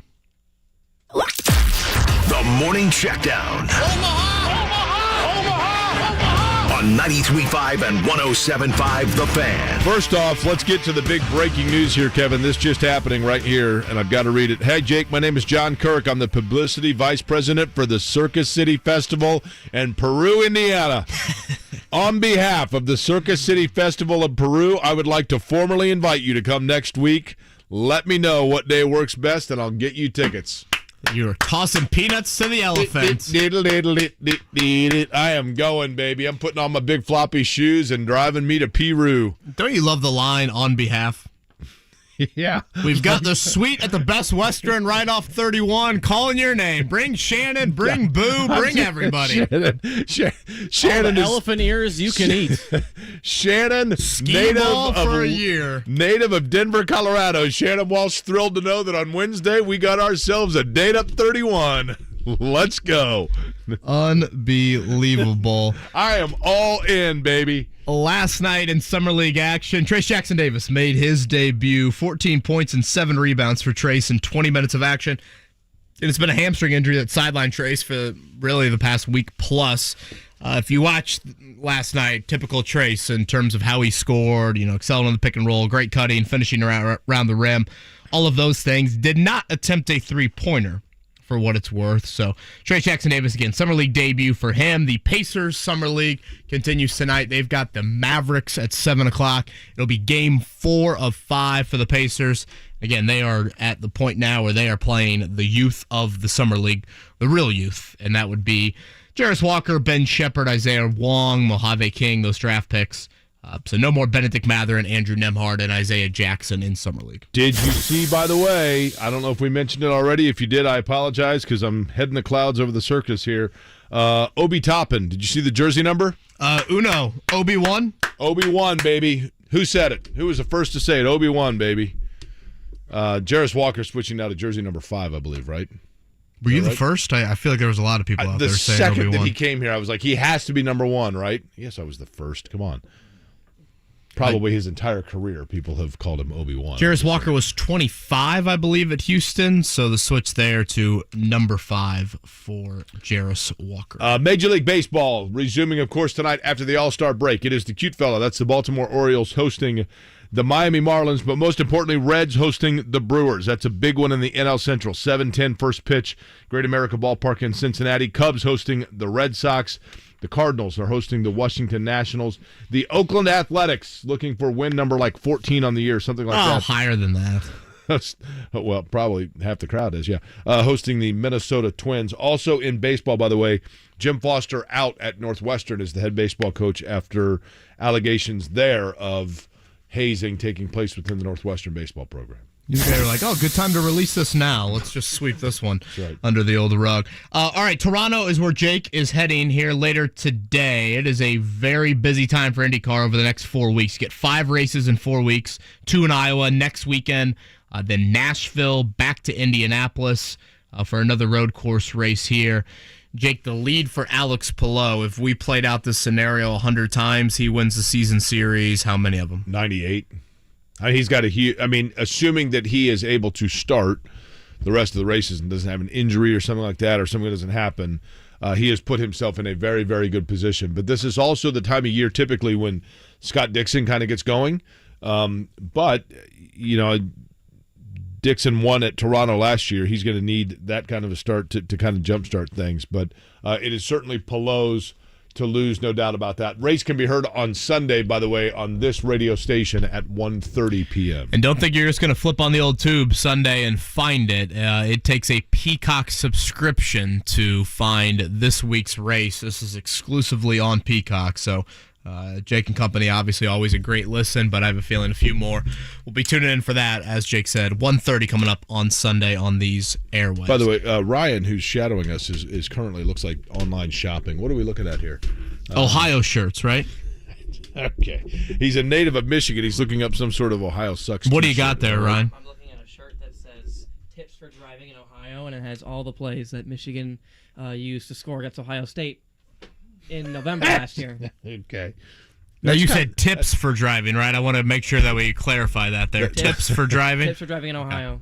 That's actually a pretty cool shirt. I think it's a great shirt. Yeah. That rivalry is unlike really any other. It's probably the best in sports, yes, other than Army-Navy. Ryan is in with us. That would be a student of mine from Bloomington. He is very excited about this appearance that he has made in studio, visiting his girlfriend here. We've got Graham on the ones and twos as he's doing a little training. Mark Dykton is still with us here on this Friday morning. On the other side, Zach Edey had a fun week, it looked like, out at the ESPYs. We'll explain more on that end and why Edey's returning to Purdue. We'll play that clip coming up on the other side. Kevin Aquara here on a Friday.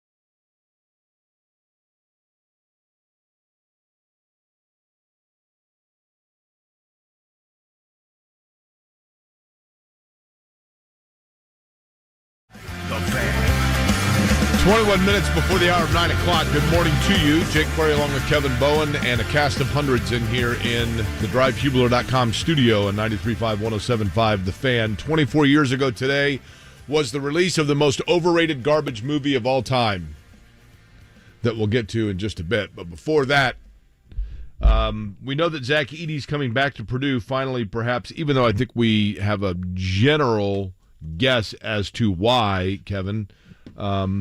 Got some audio from him, right? Yeah, he was at the ESPYs earlier this week. Kind of a cool picture of him and John Jones at one of the after parties there. Obviously, a great experience for Edey being in that sort of limelight. But yeah, I don't know, maybe I just missed it, that we've had much, if any, comments from Zach Edey on why he did return to Purdue.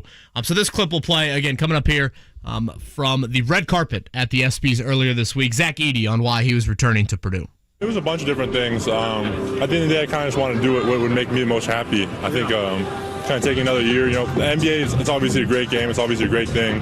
But at the end of the day, it is a business. College, I think there's a lot of people in the NBA who said, like, you could make around the same money in college versus the NBA. Would you go back to college for a year? Probably a lot of people would go back to college. So I just thought that I have a great group of guys around me, great team around me. I've never been this close with a locker room in my life. And I felt like I didn't want to just kind of skip by this to go to the NBA. I wanted to take another year to really enjoy and appreciate it and then compete for a national championship. He is going to be doing, along with Purdue, something that I'm doing this weekend, and that is going to Canada. They're going to play a game. That's because, Kevin, as we have talked about, by the NIL rules, in order for Zach Edey to be able to get name, image, likeness money as a Canadian national at a United States university, he has to perform a game, play a game in Canada. And that's why they scheduled the game in Canada in case he was going to be back. Thus, I would assume 7 figures that he's going to make this year. He's right. He can make the same money that he would have made, especially if he'd have been a second round or later pick in the NBA. He's going to make that money in NIL money at Purdue. Yeah, I thought it was a really honest answer on welcome to decision-making in college basketball in 2023. And probably college sports would be the better way to put it. I was talking with somebody in the Purdue athletic department a few weeks ago, and I said, all right, let me throw out a number. Zach Edey is coming back to Purdue, and his NIL is around $1 million. And this person looked at me and was like, yep, that sounds about right. And when you look at, what second-round contracts could look like, again, not everybody falls into the Trace Jackson-Davis situation where it's a 4-year deal and the GM's brother is Trace's agent and it's 2 years guaranteed. Obviously, second-round draft picks can look like a ton of different things. I mean, the Pacers drafted a dude that is going to go back overseas in Mojave King, and we might never see him again. It is interesting to hear him talk about Purdue's season coming up this year, Jake. When you think about it, they are largely running it back. I know Miles Colvin just had a great Team USA experience, or, I think just making that team in general is a hell of an accomplishment. So we'll see how impactful he can be early on. Trey Kaufman-Renn is staying. I think that was a question we had when Zach Edey decided to return. Would Trey Kaufman-Renn stay? You would think his minutes are going to look very similar to what they looked like last season. But, yeah, they've got the game north of the border against Alabama. They play Arizona right here at Gainbridge Fieldhouse in mid-December. They're out in Maui for a absolutely loaded Maui field. And then I saw yesterday Zach Edey is going to be part of the Team Canada in trying to make the World Cup. So it's a little confusing because we know Tyrese Halliburton is going to be playing for Team USA in that World Cup. Team USA is not doing tryouts. They just picked a 12-person team. Team Canada will have to narrow down a little bit more of their pool. And there are more players out of Canada than you think, right? So Benedict Mather and Andrew Nembhard are not part of this Canadian cycle. But if you look at their roster, like Jamal Murray's on it. Yeah. Shai Gilgeous-Alexander O'Shea Brissett is on it. O'Shea Brissett. Lou Dort is on it as well. R.J. Barrett. So it is I would think, will be a great experience for Zach Edey. And just, even if he doesn't make the team, taking part in this Team Canada pool. And obviously when you look ahead to, it's next year in Paris, if I'm not mistaken, there's potential for Zach Edey to be on the Canadian Olympic team. Have you been to Paris? No. I saw somebody Some of the guys that went over to Paris, well, not to Paris, but to France to cover recently to cover Le Mans, and they were saying how filthy Paris was, and I'm like, that was not my experience at all. I thought it was like fabulously clean. I mean, maybe it's changed. I was there just before COVID, so maybe it has changed. I don't know. I mean, 4 years ago I was there, and I thought it was fabulous. So if you've got a chance to go over to something like that, would be awesome to go to Paris. I loved Paris. I'm going to tell you the description of the movie, Kevin. You tell me the movie. You ready? Okay. This is the entire movie itself. Daytime. Where's the map? We lost the map. What, you moron, did you lose the map? Where are we going? We're in the woods. We're lost. Where's the map? Nighttime. What was that sound? What was that noise? We're all going to die. Daytime. Where's the map? Anybody find the map? Rinse and repeat for 2 hours. What movie? And you labeled it the most overrated movie of all time? I thought it was the dumbest thing I'd ever seen, and like literally it was all the rage and all the buzz 24 years ago this week because it was released this week. Gosh, it sounds like an awful plot. It was terrible. It had no plot. It was awful. I got nothing. Mark? Blair Witch Project. Bingo. Terrible. Biggest waste of time of like ever. Stay home and like clip your toenails. It was scary, right?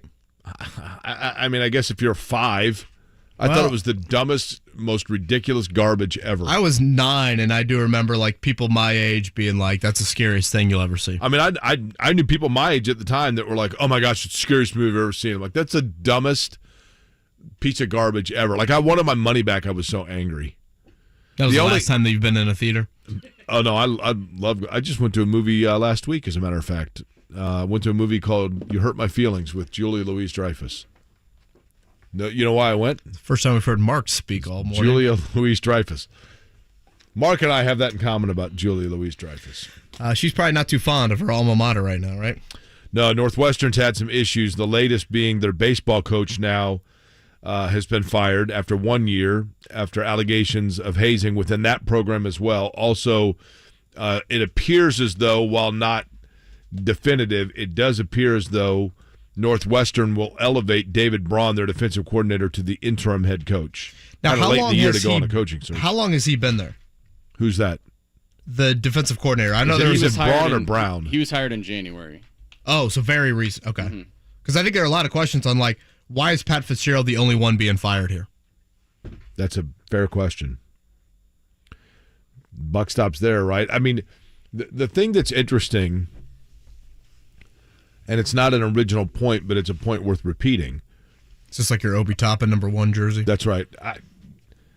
I was being flippant about thinking that I was the first to come up with the Obi-Wan on the jersey thing. He was #1 in New York. Graham's got the audio. What's that? Graham's got the audio. No, but I was being sarcastic when I'm like, I'm the only one to come up with that. Although I do remember mentioning it here and you guys rolling your eyes at me. But when college coaches say, hey, I was unaware that this was taking place in my program, I don't know that there is a sport or a position that has people that are more control freaks than college football coaches. I think it's the dumbest statement in the world when they say that. Yeah, because they know, and I get it. I mean, when you have 100 guys, here's the thing I will say. This is not like you're asking the third walk-on who his ex-girlfriend's name is. Correct. And I get, Kevin, when you have 100, I mean, there are probably 120 guys total that are part of your program. I totally understand that it's impossible to police all of them at all hours and what goes on in their apartment off campus, in the office. I get it.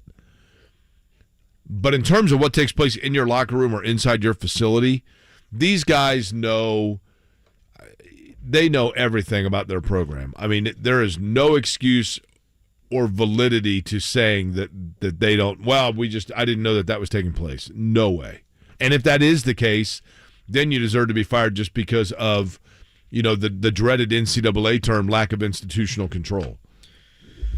I mean, yeah, I would say to Pat Fitzgerald, wait, you were unaware of this happening, so I'm paying you nearly $6 million a year, which is an extremely high amount to have won 4 games in the easier division of the Big Ten over the last 2 years, 1-11 last year. So you're not winning football games, and yet you are unaware of, again, something that is not just this random fact of your 83rd scholarship player in your locker room. I think that's one of the dumber comments, but by all accounts, Pat Fitzgerald has seriously lawyered up, and the fact that he was fired under suspension, I think, has something to do with that.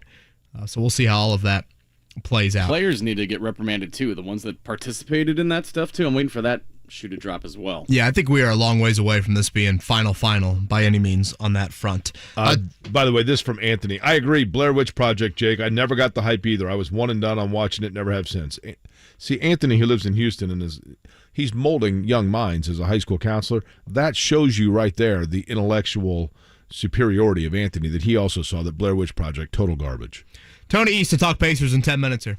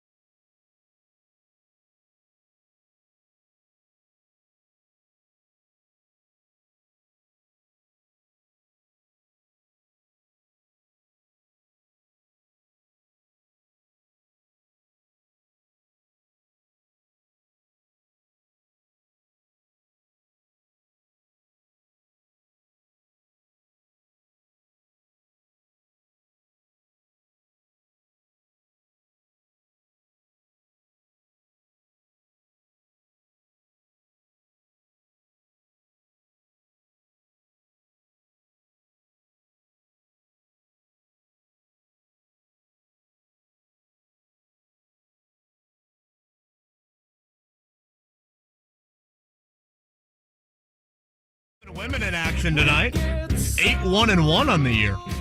I think the Indians are back in action. Don't believe they're home, though, for a while. Again, Major League Baseball picks up with their second half of the season today. Well, was I being too critical there, Jake, and my doom and gloom on the Reds?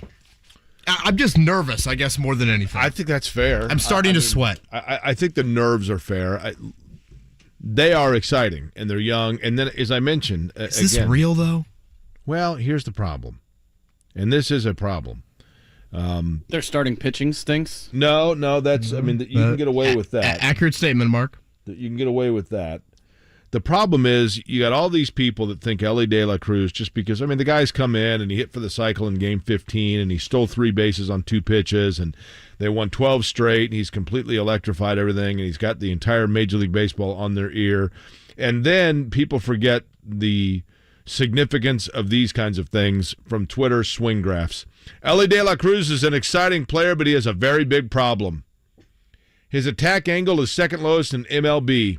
This is costing him a whopping 81 points of XWOBA con.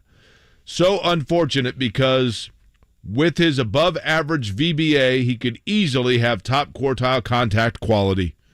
Well, what the hell? Trade the guy. I can't believe the velocity launch angle off his bat is not higher, and get rid of him. Can you imagine if Willie Mays would have had a higher velocity bat angle? He might have hit 710 home runs. Get rid of him. Okay. You know, Elly De La Cruz was 5 months old when Joey Votto was drafted by the Reds. Joey Votto was drafted by the Reds because Joey Votto was one guy that understood the importance of the XWOBA con. That's the kind of things.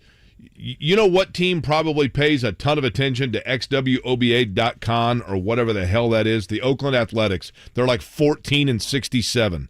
Yeah, but we got the right bat angle launches. Okay.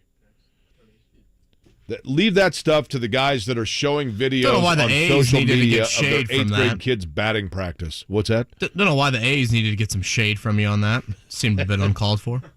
Reds are 22-8 since Elly De La Cruz was called up. They have stolen 50 bases this season. Last year, for the entire year, they stole 58 bases. But you ought to see their VAOWA.com or whatever the hell it is. On the other side, back from Vegas, he is Tony East. Again, Pacers Summer League game number 4 on the horizon tonight. We'll talk with him, get his thoughts on the Pascal Siakam, TJ McConnell latest as well. We'll do that with Tony East coming up here at 9 o'clock hour.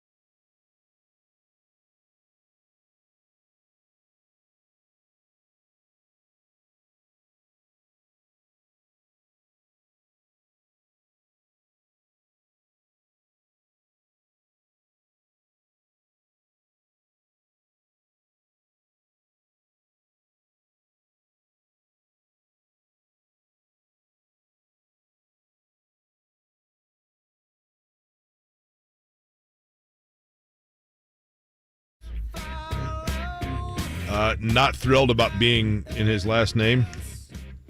Back east, right? Oh, look at that. Yeah, that's what I do. Nothing says the 15th hour of the week like that joke right there from Jake. I'm sure the first time Tony East has ever heard a directional joke his way. Tony, things are going south here? Tony, first off, will you save us? Second off, will you describe what the Vegas Summer League scene is like? I'm talking in the arena, outside the arena, on the strip. If it is, feel free to share anything that you would like. I know you're newly engaged, so maybe walk a fine line with that one. But I have obviously never been to the Vegas Summer League, and I'm particularly curious what life is like during that time out there. Well, Kevin, let me answer your question with a question. Is Victor Wembanyama playing in the game right that second or not playing in the game right that second? Okay, feel free to share both of those atmospheres and experiences. Well, I'd actually describe the Wembanyama game similar to when Peyton Manning was the Colts quarterback, except it was kind of the inverse, right? When the Colts had the ball, dead silent in the RCA Dome. They wanted the Colts to run their offense. When the other team had the ball, very loud, disruptive, right? It was part of the fun of the atmosphere. It was the total opposite in the Thomas and Mack Center. When Wembanyama had the ball, it was nuts. People would stand up. There was cheering. There was excitement. And everything. He could do one dribble and pass, and people would ooh and ah. And when he was out of the game or didn't have the ball, nobody cared. People got up and walked around. It was silent. Like it was kind of ridiculous that it even was the same place. It was insane. Like, for me to actually get a media seat to watch his games, I had to get to Thomas and Mack Center in the first quarter of the game before just to have a media seat. It was ridiculous how invested people were in his games, but it was really cool to be a part of them. It's an interesting experience. It's a lot of basketball junkies in one place at the same time. It's the most random jerseys I've ever seen. I saw a guy who already had a Thompson Twins jersey that was cut in half. So it's half a SARS Pistons jersey and half a men's Rockets jersey. That's how I'd describe the gym. And Vegas in general is just popping in the middle of summer. There's a lot going on, and the strip was busy everywhere. I'm a casino guy, so I had a great time, even though that was my first time there. That is how I would describe the vibe if I could. Wait, that was your first time in Vegas? Yeah, my whole life, yeah. The one thing that's a total buzzkill now, Tony, about Vegas, and I get why they did it, when you walk the strip now, you've got to. It gets a little laborious, right? You got to walk, and you go up the steps, and you got to walk over the rampways to walk to the other side, and kind of zigzag the whole thing, right? It's intimidating too because you're zigzagging, and every stair is a different color than the stair before, and that's good Lord, can I just you know what Vegas needs is the Indy Airport moving walkways to get around. That would save a lot of time. Now the difference between Vegas difference between Vegas and the Indy Airport is that in Vegas you can get something to eat after 6 p.m. So that's good, right? And you don't have a bunch of nightly business cards you can carry around. Oh yeah, that's right. Go ahead, Tony. I was terrified in that airport. I was going to be delayed because there's so many slot machines and stuff. I was like, this is not a place I want to be distracted or bored. I want to get in and out of here as fast as possible. There's so many noises in that airport. Yes. So many noises. Art Schleister joining us on the Payless Service Hotline. Hey, Tony, real quick on Victor Wembanyama, I'm curious your thought on this. I watched a little bit, but I didn't watch him play, probably as closely as you did or people out at Summer League. Does he look like he is ready to go right now and be immediate front-run impact, or is it more so you can absolutely see where the skill is there, but there is a lot of development yet to be had? Yeah, I think defensively he's ready to have the impact. People don't even go close to him, and he covers if he gets beat at the foul line, he just does one drop step and he's back in the play, right? He's so huge and he can just catch up to everything, and his wingspan's insane. So defensively, yeah, he's ready now. Sabonis will punk him a bunch. All these dudes who are stronger than him will embarrass him. But defensively, he's going to be awesome right away, I think, and that's going to be the thing that makes him shine. He'll probably have a bajillion 3, 4, 5 block games. But yeah, offensively, he definitely needs some work. That gimmicky one-legged three that he did in France all the time to draw fouls, that's not going to work in the NBA. His dribble moves don't create a ton of space just yet. His stride's so long that it looks like he teleports, so he'll be fine, and he'll probably average, 12 to 15 points a game. But he definitely needs some work on offense. His jumper's still pretty raw, and he can't really pass that much yet. But yeah, I think defensively right away he's going to stand out immediately. The great Tony East joining us here on the Payless Liquors Hotline. You can listen to him Locked On Pacers, the podcast, writes for SI.com. Tony, let me ask this question to start, and then I have a little bit of follow-up. What is Andrew Nembhard's best position in the NBA? Oh, gosh. It's probably point guard, right? Like, is not great as that is for the Pacers to hear. I mean, he was awesome running the show out there from a pace control perspective, from a game management perspective, from a passing perspective. Even last year in Summer League, he was a great passer. He showed it down the stretch of last season. And, yeah, that's a little awkward for his fit with the Pacers specifically, but he is certainly better at that spot to me than he is offensively, especially at the off-ball guard spots. I would agree with that. Now, the question that I think you play off of with that is obviously what does that mean for TJ McConnell? Because, when you start to map out the first and second unit, Tony, I mean, there is like a half a dozen names that you've just got to figure out spots and roles at the 2, the 3, and I guess the 4. I mean, Matherin, Heald, Neesmith, Wara, Shepard, Toppin, Walker. I mean, I'm sure I'm forgetting others as well. So, given that, how should TJ McConnell be handled of a 31-year-old that unquestionably brings value to you, but the age, the contract, I think you have to at least ask the question internally of, all right, Andrew Nembhard's a part of our core for the next, hopefully a handful of years and beyond. TJ McConnell is not. How should the Pacers handle that, and what would even return look like for TJ McConnell? Yeah, that is the tricky part of squeezing out those those positions of the rotation, like Haliburton, like the backcourt specifically, right? Just going through those 3 positions. Haliburton's obviously going to play.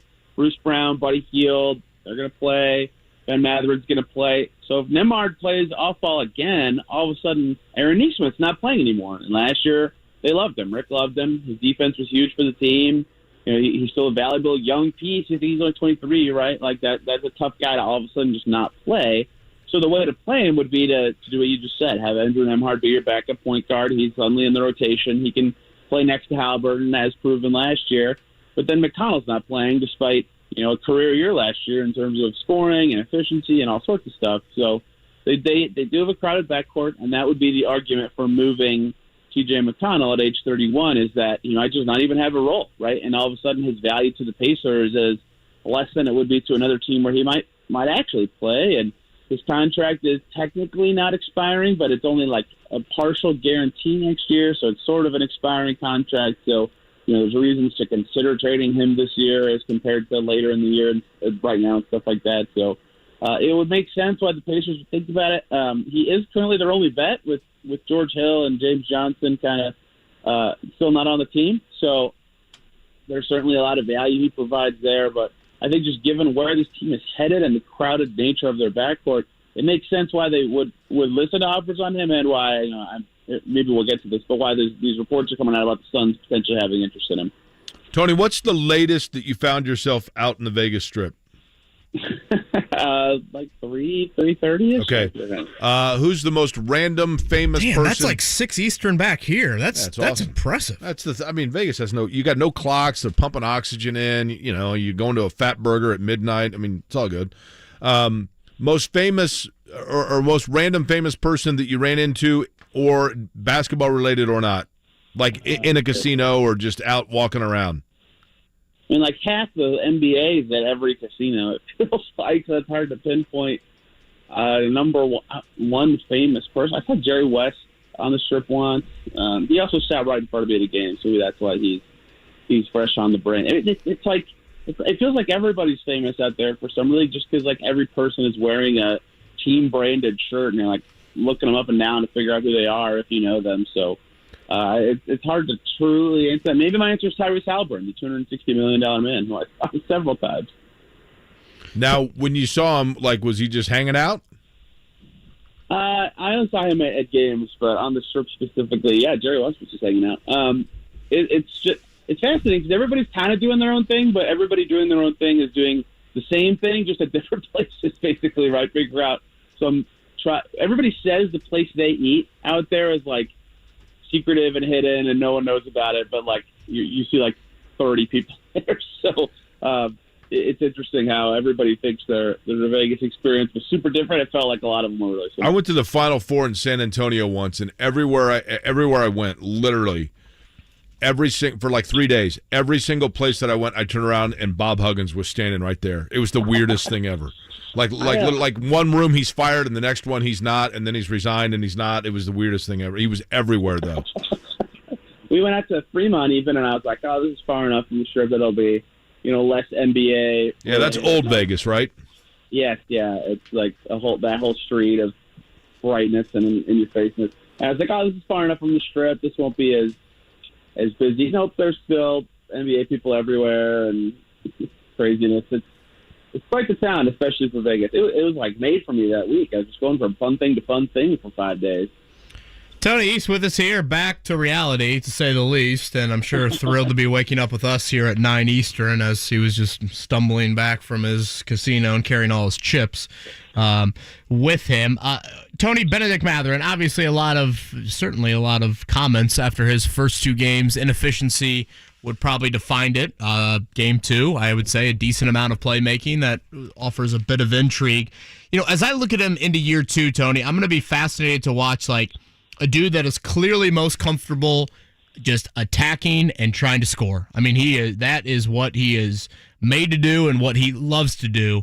And his balance in trying to do that, but then also become a little bit more of a passer, a playmaker, distribute the ball.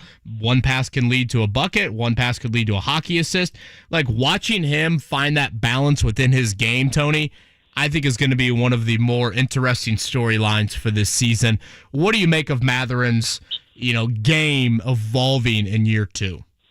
Yeah, 100%. I think that's a big storyline for the whole Pacers season in general because, they've got a star, but you need a co-star or 1B or whatever. And if that's Mathurin this year, what is he going to show the Pacers beyond scoring the ball? Right? We know he can do that. He did that in Vegas even with his inefficiency, and I mostly don't care about inefficiency in summer league. But he's got to show something else to me. He could be a playmaker or a knockdown shooter or a great cutter off of the ball, right? Something else that'll really elevate his fit with Tyrese Haliburton. And I believe that he can defend, better every year. He works on that, and he's got the body to do it. And he defended well in summer league to his credit, but he had even in the game, he had 6 assists that you just mentioned, where some of those playmaking flashes were a little more on display. He had a couple nice dump-off passes in the lane, and he was making the extra pass. His first assist of the game, he just swung it to Ben Shepherd for an open corner 3. It's even just that is important for him to be making that extra read. But he has still had a few moments that game where he would drive into 3 guys and turn it over or throw up a crummy shot, and some of that's just he thinks he can get to the cup and draw a foul or score because that's what he's born to do, and he's very good at it. That's important. His free throw rate as a rookie was ridiculous, and he was top 15 in the league, and that's something he should pursue and continue to try to do. But at the same time, he's got to have more vision on that. If he's surrounded by 3 guys, he's got to give it up. And part of the reason he's guarded by 3 guys is the defense knows if they send 3 at him, they're probably going to stop or force a bad shot. So as good as he is as a scorer and getting to the line and all those things he showed as a rookie, he's got to add 1 or 2 more elements to his offensive game to be fully fitting in a team setting, even though he definitely is already talented and good. Tony, since you were just in Vegas, I'll put this in wagering terms. If you had to put a wager on it before you left Vegas, you get to write down on a sheet of paper a yes-no answer, put it in an envelope at one of the casinos, and then if you are correct, you get to go back and collect on it.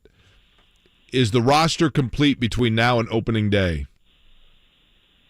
I'd probably say no, but I don't think anything left that happens is going to be exceedingly significant. My lazy answer could just be that they'll sign somebody to a 2-way, but the actual purpose of your question, I think there's a little bit of league holdup because of Dame and James Harden. Even some decent free agents are waiting to see, because they're going to be minutes in Miami, they're going to be minutes in Portland or Philly or LA or whatever. And if not, they got to take money somewhere. And once that's done, then trade stuff really ramps up. And last year the Ayton thing happened. I want to say on the 16th, which would be Sunday, comparatively. And The Donovan Mitchell trade happened in September. There's always stuff that happens later. And for a team like the Pacers, who's got a couple log jams to think about sorting out, it's definitely possible they're done. The roster makes sense. They have the exact number of required contracts. Maybe they are just done, but it definitely wouldn't surprise me if they did something else. And because there's going to be options to do it, I probably would have said they're not quite done yet if I had to put a slip on it. But that's a tricky one just because it's slowed down so much that it almost feels like there might be nothing else. What would make you say yes to a Pascal Siakam deal? The obvious thing is the contract, right? If he says, I'll sign an extension immediately upon being traded, then you suddenly feel way more comfortable with that. If you're the Pacers, I figured out in the last couple of days, hearing a lot of chatter about this, that I am significantly higher on his fit with the Pacers than it seems like a lot of other people are. He is so good, right? All NBA. Doesn't he need the ball though a ton, Tony? And obviously you want Tyrese orchestrating things. I guess that's where a little bit of my concern would be. I think the Pacers need another playmaker type guy with the ball, so that's part of why I think I'm a little higher on the fit. And he could play 3, he could play 4, he could defend, score, pass, rebound. He's pretty good. He definitely isn't the part that might be clunky is if Haliburton has the ball all the time. He's not an amazing shooter. Basically, won at 33%, I think, last year, or about that for his last 5 years. But those kind of talents aren't available very often, and stylistically would be a wonderful fit with the Pacers. You need guys at that talent level to take the steps they want to take. So, if he is truly available and he would be willing to add years to his contract in Indiana, then you really got to consider it. For a 1-year rental, obviously the price goes way down, and do you even want to do that? What's the point of that if you're the Pacers? If you think you could re-sign him, maybe, but with an extension, you got to really think about that because he fits really well and he's super talented. But also with an extension, the price goes way up, and then you got to think about that. And the Raptors have been very hard negotiators since the Masai Ujiri regime took over there. So it's tricky to kind of figure out the machinations of that, just given Toronto's situation. But I think he'd be an awesome fit with this Pacers team if he'd be willing to stay longer than a year.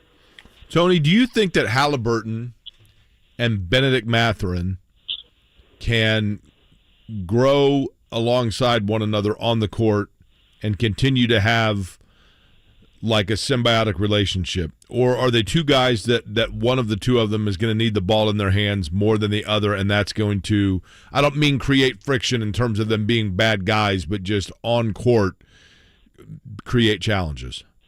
Yeah, I think they can grow together, certainly. The famous guard duos of however recent you want to go with, Steph and Clay. Steph became really the best off-ball mover in the NBA, and obviously these guys are both unbelievable shooters, but became the best off-ball mover in the NBA, and Clay became a great cutter and spot-up guy, and so even though they both were awesome with the ball, they fit really well together. And so that's kind of why I think a big focus for Mathurin this year is going to be a lot of that extra stuff when he doesn't have the ball, the shooting, the cutting, all that kind of stuff, because Haliburton already is a very good shooter and a decent off-ball mover and just understands the game so well that he's good in most situations. Even Damian Lillard and T.J. McCollum, that team made a conference finals. Those two guys were both significantly better with the ball and not the best off-ball movers, but paired pretty well together. Now, they had a clear ceiling cap and had some unlucky injuries and not great teams along the way, and that's kind of a cautionary tale of the two guards that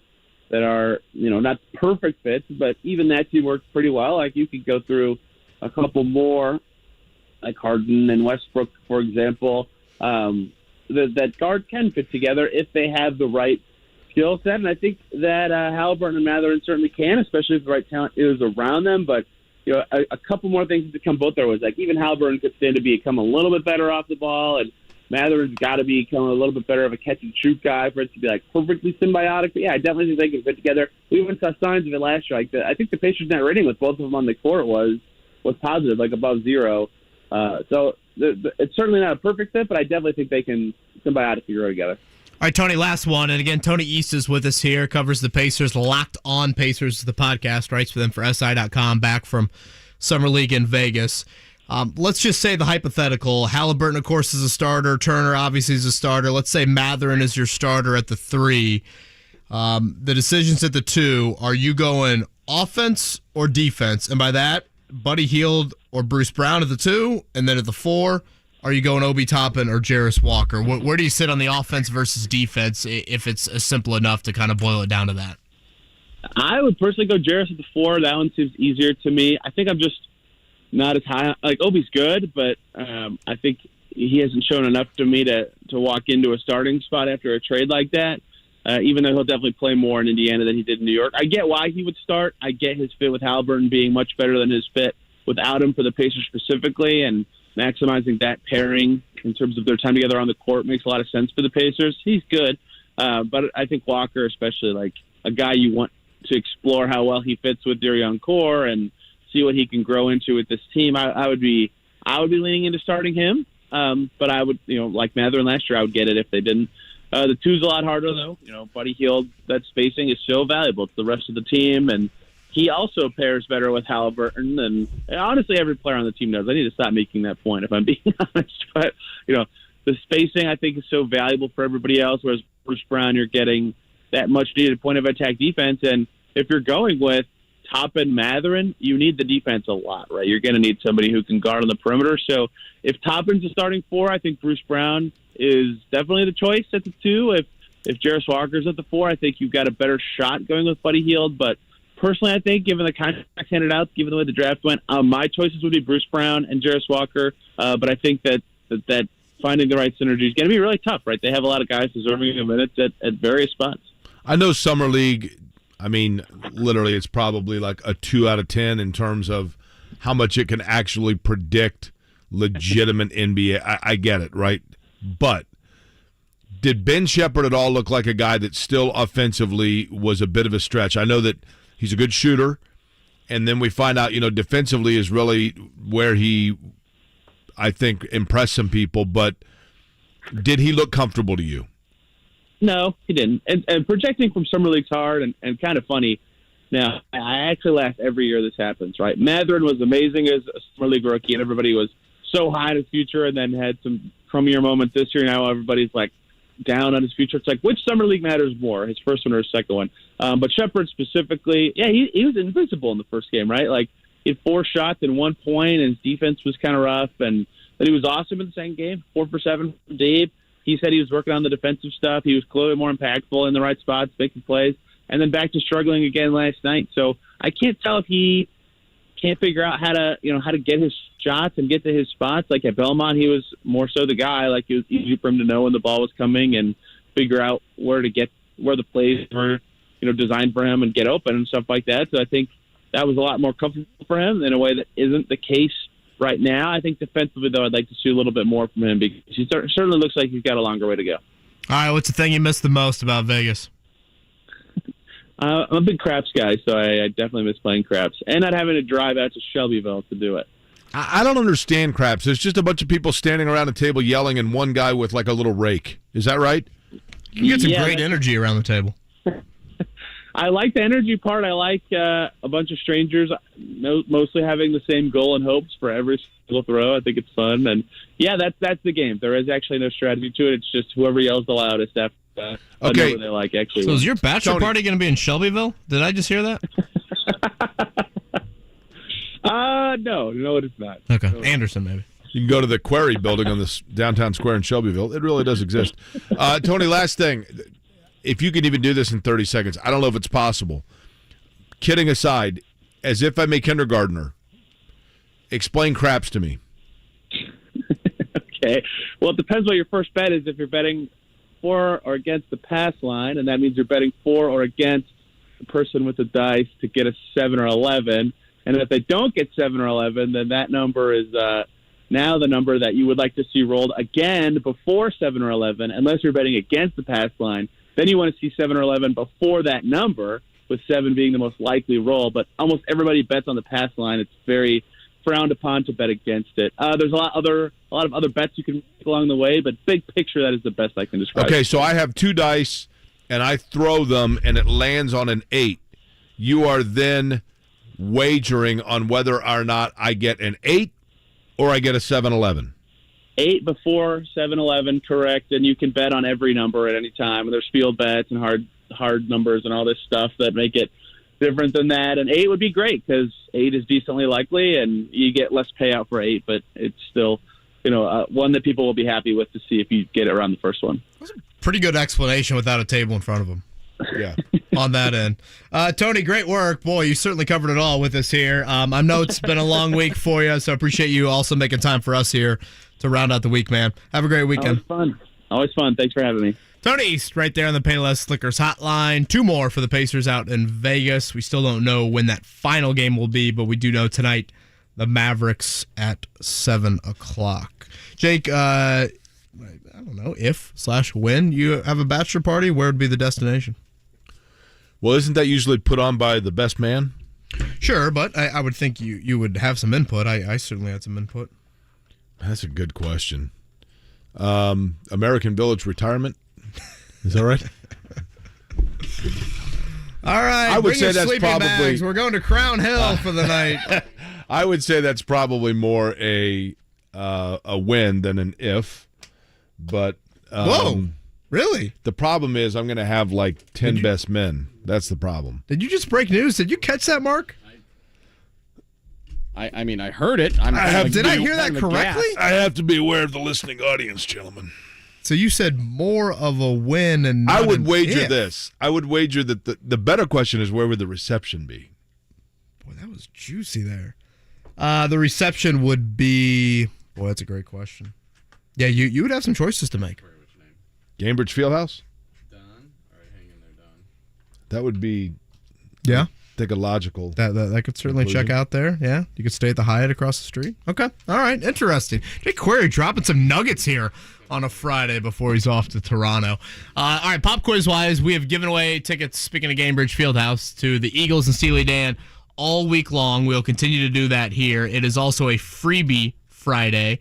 So no matter what, the Jiffy Lube oil change is also coming your way with those tickets. So plenty of prizes to give away on the pop quiz. Give us a call, 317-239-1070. Before we do that, morning checkdown. The Morning Checkdown. On 93.5 and 107.5 The Fan. Major League Baseball getting back underway after the All-Star break. Things resuming with a fairly full slate. As a matter of fact, the Toronto Blue Jays. You guys think I can make first pitch tonight? Blue Jays hosting Mark's Arizona Diamondbacks. It's a 7:07 first pitch, but I land at 5:57, I think. Oh, sure. I would try to do that one. Fourth inning, man? I mean, yeah, that's the thing, right? Like, my brother-in-law, I didn't realize there was an app for this. My brother-in-law went to New York with his wife a few months ago, and I guess he knew about this app where there's an app that you get into events after the event has started. Oh, really? For cheaper tickets. Well, this is $12 for the cheapest tickets. Oh, shit. I think you're good then. But I forget what time I land. I mean, that's going to be the thing. How long it takes to get to the hotel and yada, yada, yada, right? So Jake is off to Toronto. Again, the IndyCar race coming up. Our coverage will begin 1:30 on Sunday. That is a Peacock exclusive. So I have a feeling there will be a lot of listeners to Jake and company and their coverage of the IndyCar race. Really, the other thing to note from a sports standpoint last night, especially here locally, Trace Jackson-Davis did make his Summer League debut. It's been a hamstring injury that has sidelined Trace up until yesterday.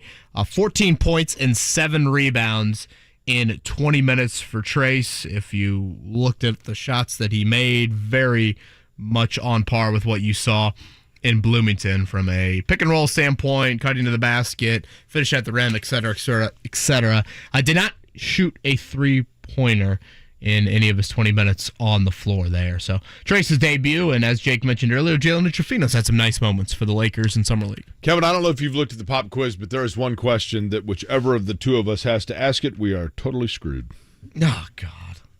What's a sport? Scotty knows what I'm talking about. Oh, boy. You know, we should have Ryan read it. Boy, you're really putting Ryan on the spot there. Ryan says he wants to do it. He just said, I can do tennis. I can do tennis, he said. I think he wants to talk to you about, potential wedding recommendations during the break here after your comment there. For the show began with 19, is that right, Ryan? 19-year-old Ryan. I said, you got a girlfriend? Yep. You getting married? Hope to. They've been dating for 6 weeks. He's out shopping for rings. So, first date was at McAllister Deli. Second, Jared. So, Malibu Grill, right, Ryan, for the first date? Malibu Grill, thanks to Kevin for that recommendation. Gave that to me, the recommendation in class, a couple days before the date. It was awesome. I love Ryan's girlfriend is a lucky girl. Messing around right there. No, trust me. I was like, you're a freshman? Wait till you see the talent, sophomore, junior. All right, he is Ryan Canfield. He's with us here in studio. We've got Graham on the ones and twos. Mark Dykton with us as well. Of course, Jake Query, myself, Kevin Bowen. The pop quiz. Tickets, a pair of them. Eagles, Steely Dan coming up. And a Freebie Friday pop quiz with, from what Jake just said, the hardest pronunciation in the history of the pop quiz. Coming up next here, Kevin and Query, 93.5, 107.5, The Fan.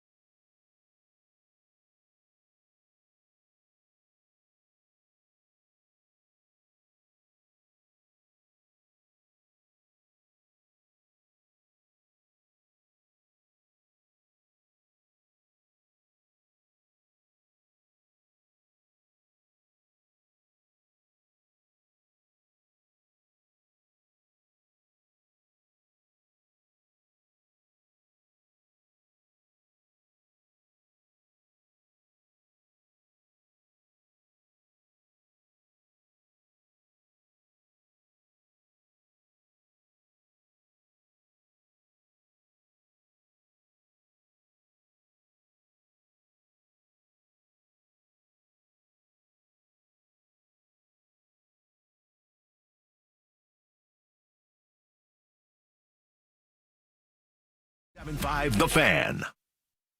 Have you studied? Can you handle the pressure? Sharpen your pencils. It's time for the Pop Quiz with Kevin and Query. Brought to you by Jiffy Lube, Indiana's favorite oil change since 1985. So we know Zach Kiefer is doing the long form feature stuff at The Athletic now. Jake, his latest is this. Zach tweeted this out. When I first saw the headline, NFL player retires to sell Pokemon cards, it didn't add up. Then I got the full story from Blake Martinez. It's even crazier. $100,000 in duffel bags, $1 million business, and holy bleep, what did I do? And Pokemon cards, Mark Dykton, maybe you can speak to a little bit Sage better. Karam. I mean, my generation was, my age group, just obsessed with Pokemon. Oh yeah, like mine were like at my grandma's garage sale, and then I was like, oh, my nephew might want them. I gave them to him, and literally like 10 days later is when the whole like boom came again. I said, hey, you still got those? He's like, yeah. I was like, you want to go like half on trying to sell these things? Okay. And did you make any money? We haven't even attempted yet. We need to though. We need to go through. How old's your nephew? He's 10. Oh, you could hustle the hell out of him. Oh, I know. That's good. I know. Blake Martinez. Yeah, that is that's a headline that, and obviously probably Zach's age group as well. Don't go giving that away. That's a first edition Charizard there, my friend. It's a holographic. Yeah. It's a holographic on that end. What's the most valuable thing you own? Gosh, like from a collector's You could make the standpoint. argument it might be a Pokemon card. Yeah. My dad got a John Wooden Pyramid of Success signed by him. Yeah, that's good. And gave it to me. Right, that's good. So I would go there. I would assume, I don't know, I would assume your Indy 500 helmet? I would take the helmet, or I have a, from when the man... I also have a Tiger Woods autograph. Oh, that's good. Yeah, Yeah, Ryan got me. I have a Neil Armstrong from when the man landed on the moon, and shortly thereafter that he like made a big proclamation he was no longer signing autographs. So apparently his is like coveted. I don't know. That sounds very coveted. Probably one of those two. I don't think I'm going to pronounce question number 2. We want Ryan to do it. Make his broadcast debut here. Ryan, are you ready? Sure. It is That's time for Ryan, the the pop quiz. over-enthusiastic 19-year-old. Ryan going into his sophomore year at Indiana with us here in studio. Again, on the pop quiz today, it is a freebie Friday, so no matter what, the Eagles tickets and Steely Dan going your way, and the Jiffy Lube oil change. Jake, at number 1 through 8. We will go with, let's see, I'm going to be in Toronto. The game starts at 7. We'll go with number 7. 1, 2, 3. Okay. David. What's up, David? Hello. Doing great. David, you sound like a nice dude. What's up this weekend for you? Got a college buddy coming in town I haven't seen for about 10 years. Okay, so nice. David, if you don't mind me asking, this college buddy of yours, without telling me the name of the school you attended, when you and this college buddy would go out for a beer in college or a pizza or whatever it might be, the local legendary place that you would go was called what? Nick's English Hut. Okay, and well, I wonder where he went to college. And David, when you went to Nick's English Hut and you walked in and you were sitting there having your beer, if the most popular athlete on campus at the time of your time as a student walked in, it would have been who? Oh, Calvert Chaney. Okay, so we are roughly the same age, right, David? Yeah, I'm 50. Okay, so you graduated high school in 90 or 91 or 92? 90, 91, somewhere in there, right? 91. What high school? Ritter. Okay, well, we'll speak slowly. David, what's on the weekend agenda? We haven't figured that all out yet. We're trying to gather up a few more guys and then figure out where we're going. Did you go to the race a lot since you went to Ritter? I think I've missed 2 or 3 races since '86. That's pretty awesome. Do you live close, like from a parking standpoint? Are you parking cars in your yard or anything like that? Or were you? No, I did have classmates that had houses on Mussman that backed up to the track, and we'd park there and just walk in the North 40. Oh, man, the Dogs of Mussman was my group, the guys I knew that used to do exactly that, David. David, would you like for me, that would be Jake, or for Kevin to lead you off with question number 1? Well, let's go with you, Jake. Oh, good. That means, Kevin, you get question number 2. Thank you, David. Question number 1 for you. 70 years ago today, the Major League All-Star Game was played at Crosley Field, the second and final All-Star Game to be played at Crosley Field.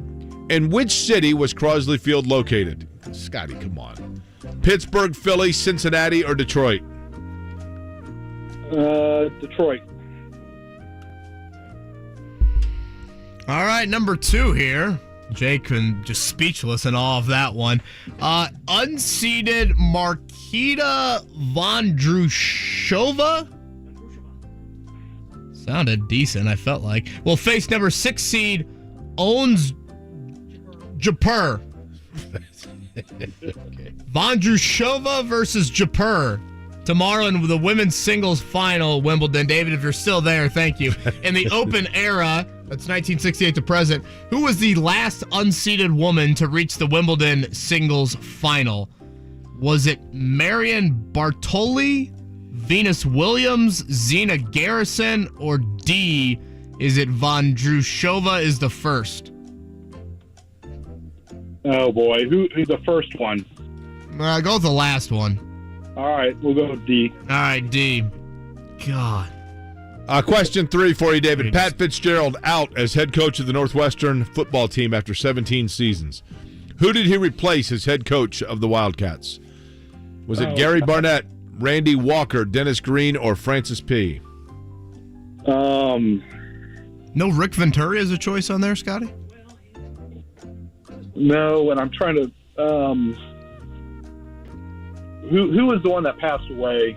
That's what I'm trying to. He'd be the answer there. That's correct. Randy Walker is the one that Randy passed Walker. away. Okay. At this point, Kevin Wilson was offensive coordinator, if I remember. And really, I guess Yeah. I don't recall. We're handing out, answers at this point here. On this day in 1974, David, this manager became the first in American League history to be ejected by the umpires from 2 games in the same day. Was it A, Billy Martin, B, Earl Weaver, C, Ralph Houck, or D, Darrell Johnson? the first. God. You going Billy Martin? Yeah, I'm going Billy Martin. David, did you happen to know the Villanuevas at Ritter? Marlon Villanueva? I think there was wasn't there a Marlene Villanova? Correct. Villanueva, yep. Melinda, Marlene, and Marlon, yep. Yep. It's a great piston, right? Ryan, Charlie Villanueva? Charlie Villanueva, good player out of Connecticut. All right. Charlie Villanueva. Wow, okay. This is what I had to deal with front row. Apparently an exciting Detroit Piston. All right, question number 5 for you, David. Happy 47th birthday to former Pacer center Eric Dampier. Dampier was taken with the Pacers, the 10th pick in the 96 draft out of Mississippi State. Played 1 season here, was traded to Golden State for Chris Mullin. But he packed up his bags from Indiana along with another Pacer whose nickname was Paco and played, I believe, at Georgia Tech. Was it LaSalle Thompson, Vincent Askew, Dwayne Farrell, or Haywood Workman? Haywood Workman. Okay. Boy, I'll be honest, that answer, I don't remember one thing about that human as a Pacer. Should I? The Pacers always had a guy that was like kind of a 7th or 8th man that was like Sam Mitchell was another player like this guy, just kind of a Swiss Mitchell. Army knife. Dwayne Farrell was a good player. Well, the Pop Quiz did not get off to a great start. Jake was pretty much saying how easy question number 1 was, and then all of a sudden David said Detroit.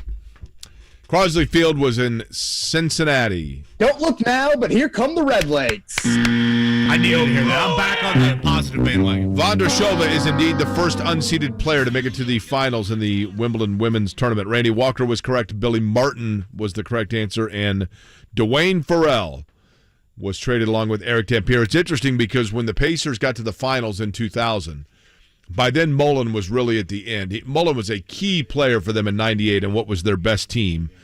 But in 2000, when they got to the finals, everybody talks about what would have happened if they still had Antonio Davis to kind of double up on Shaq, and people forget that Eric Dampier could have been on that roster as well, and he was a serviceable player, a big man that could run the floor, really good college player.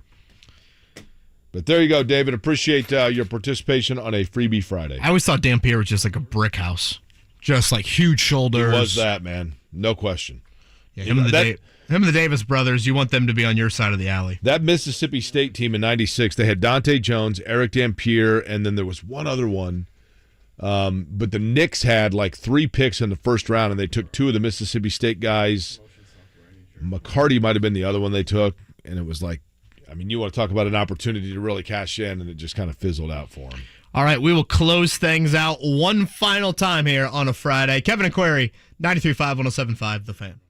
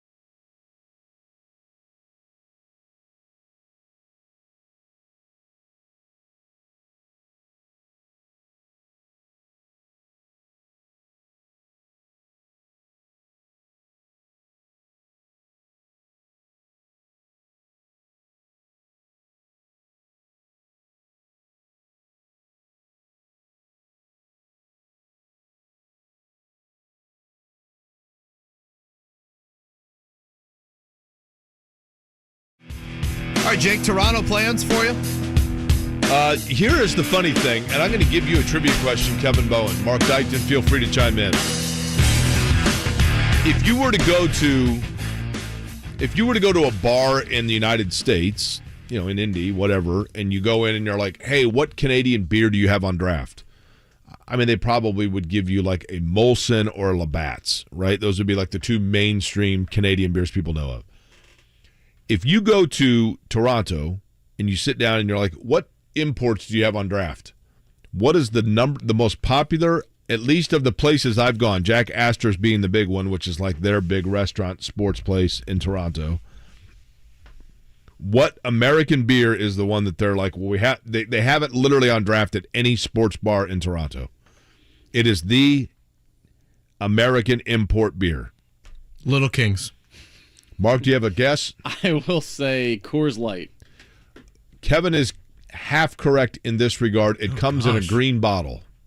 Rolling Rock? Yeah. Rolling Rock is correct. Really? Like anywhere you go. I don't know whether or not. We're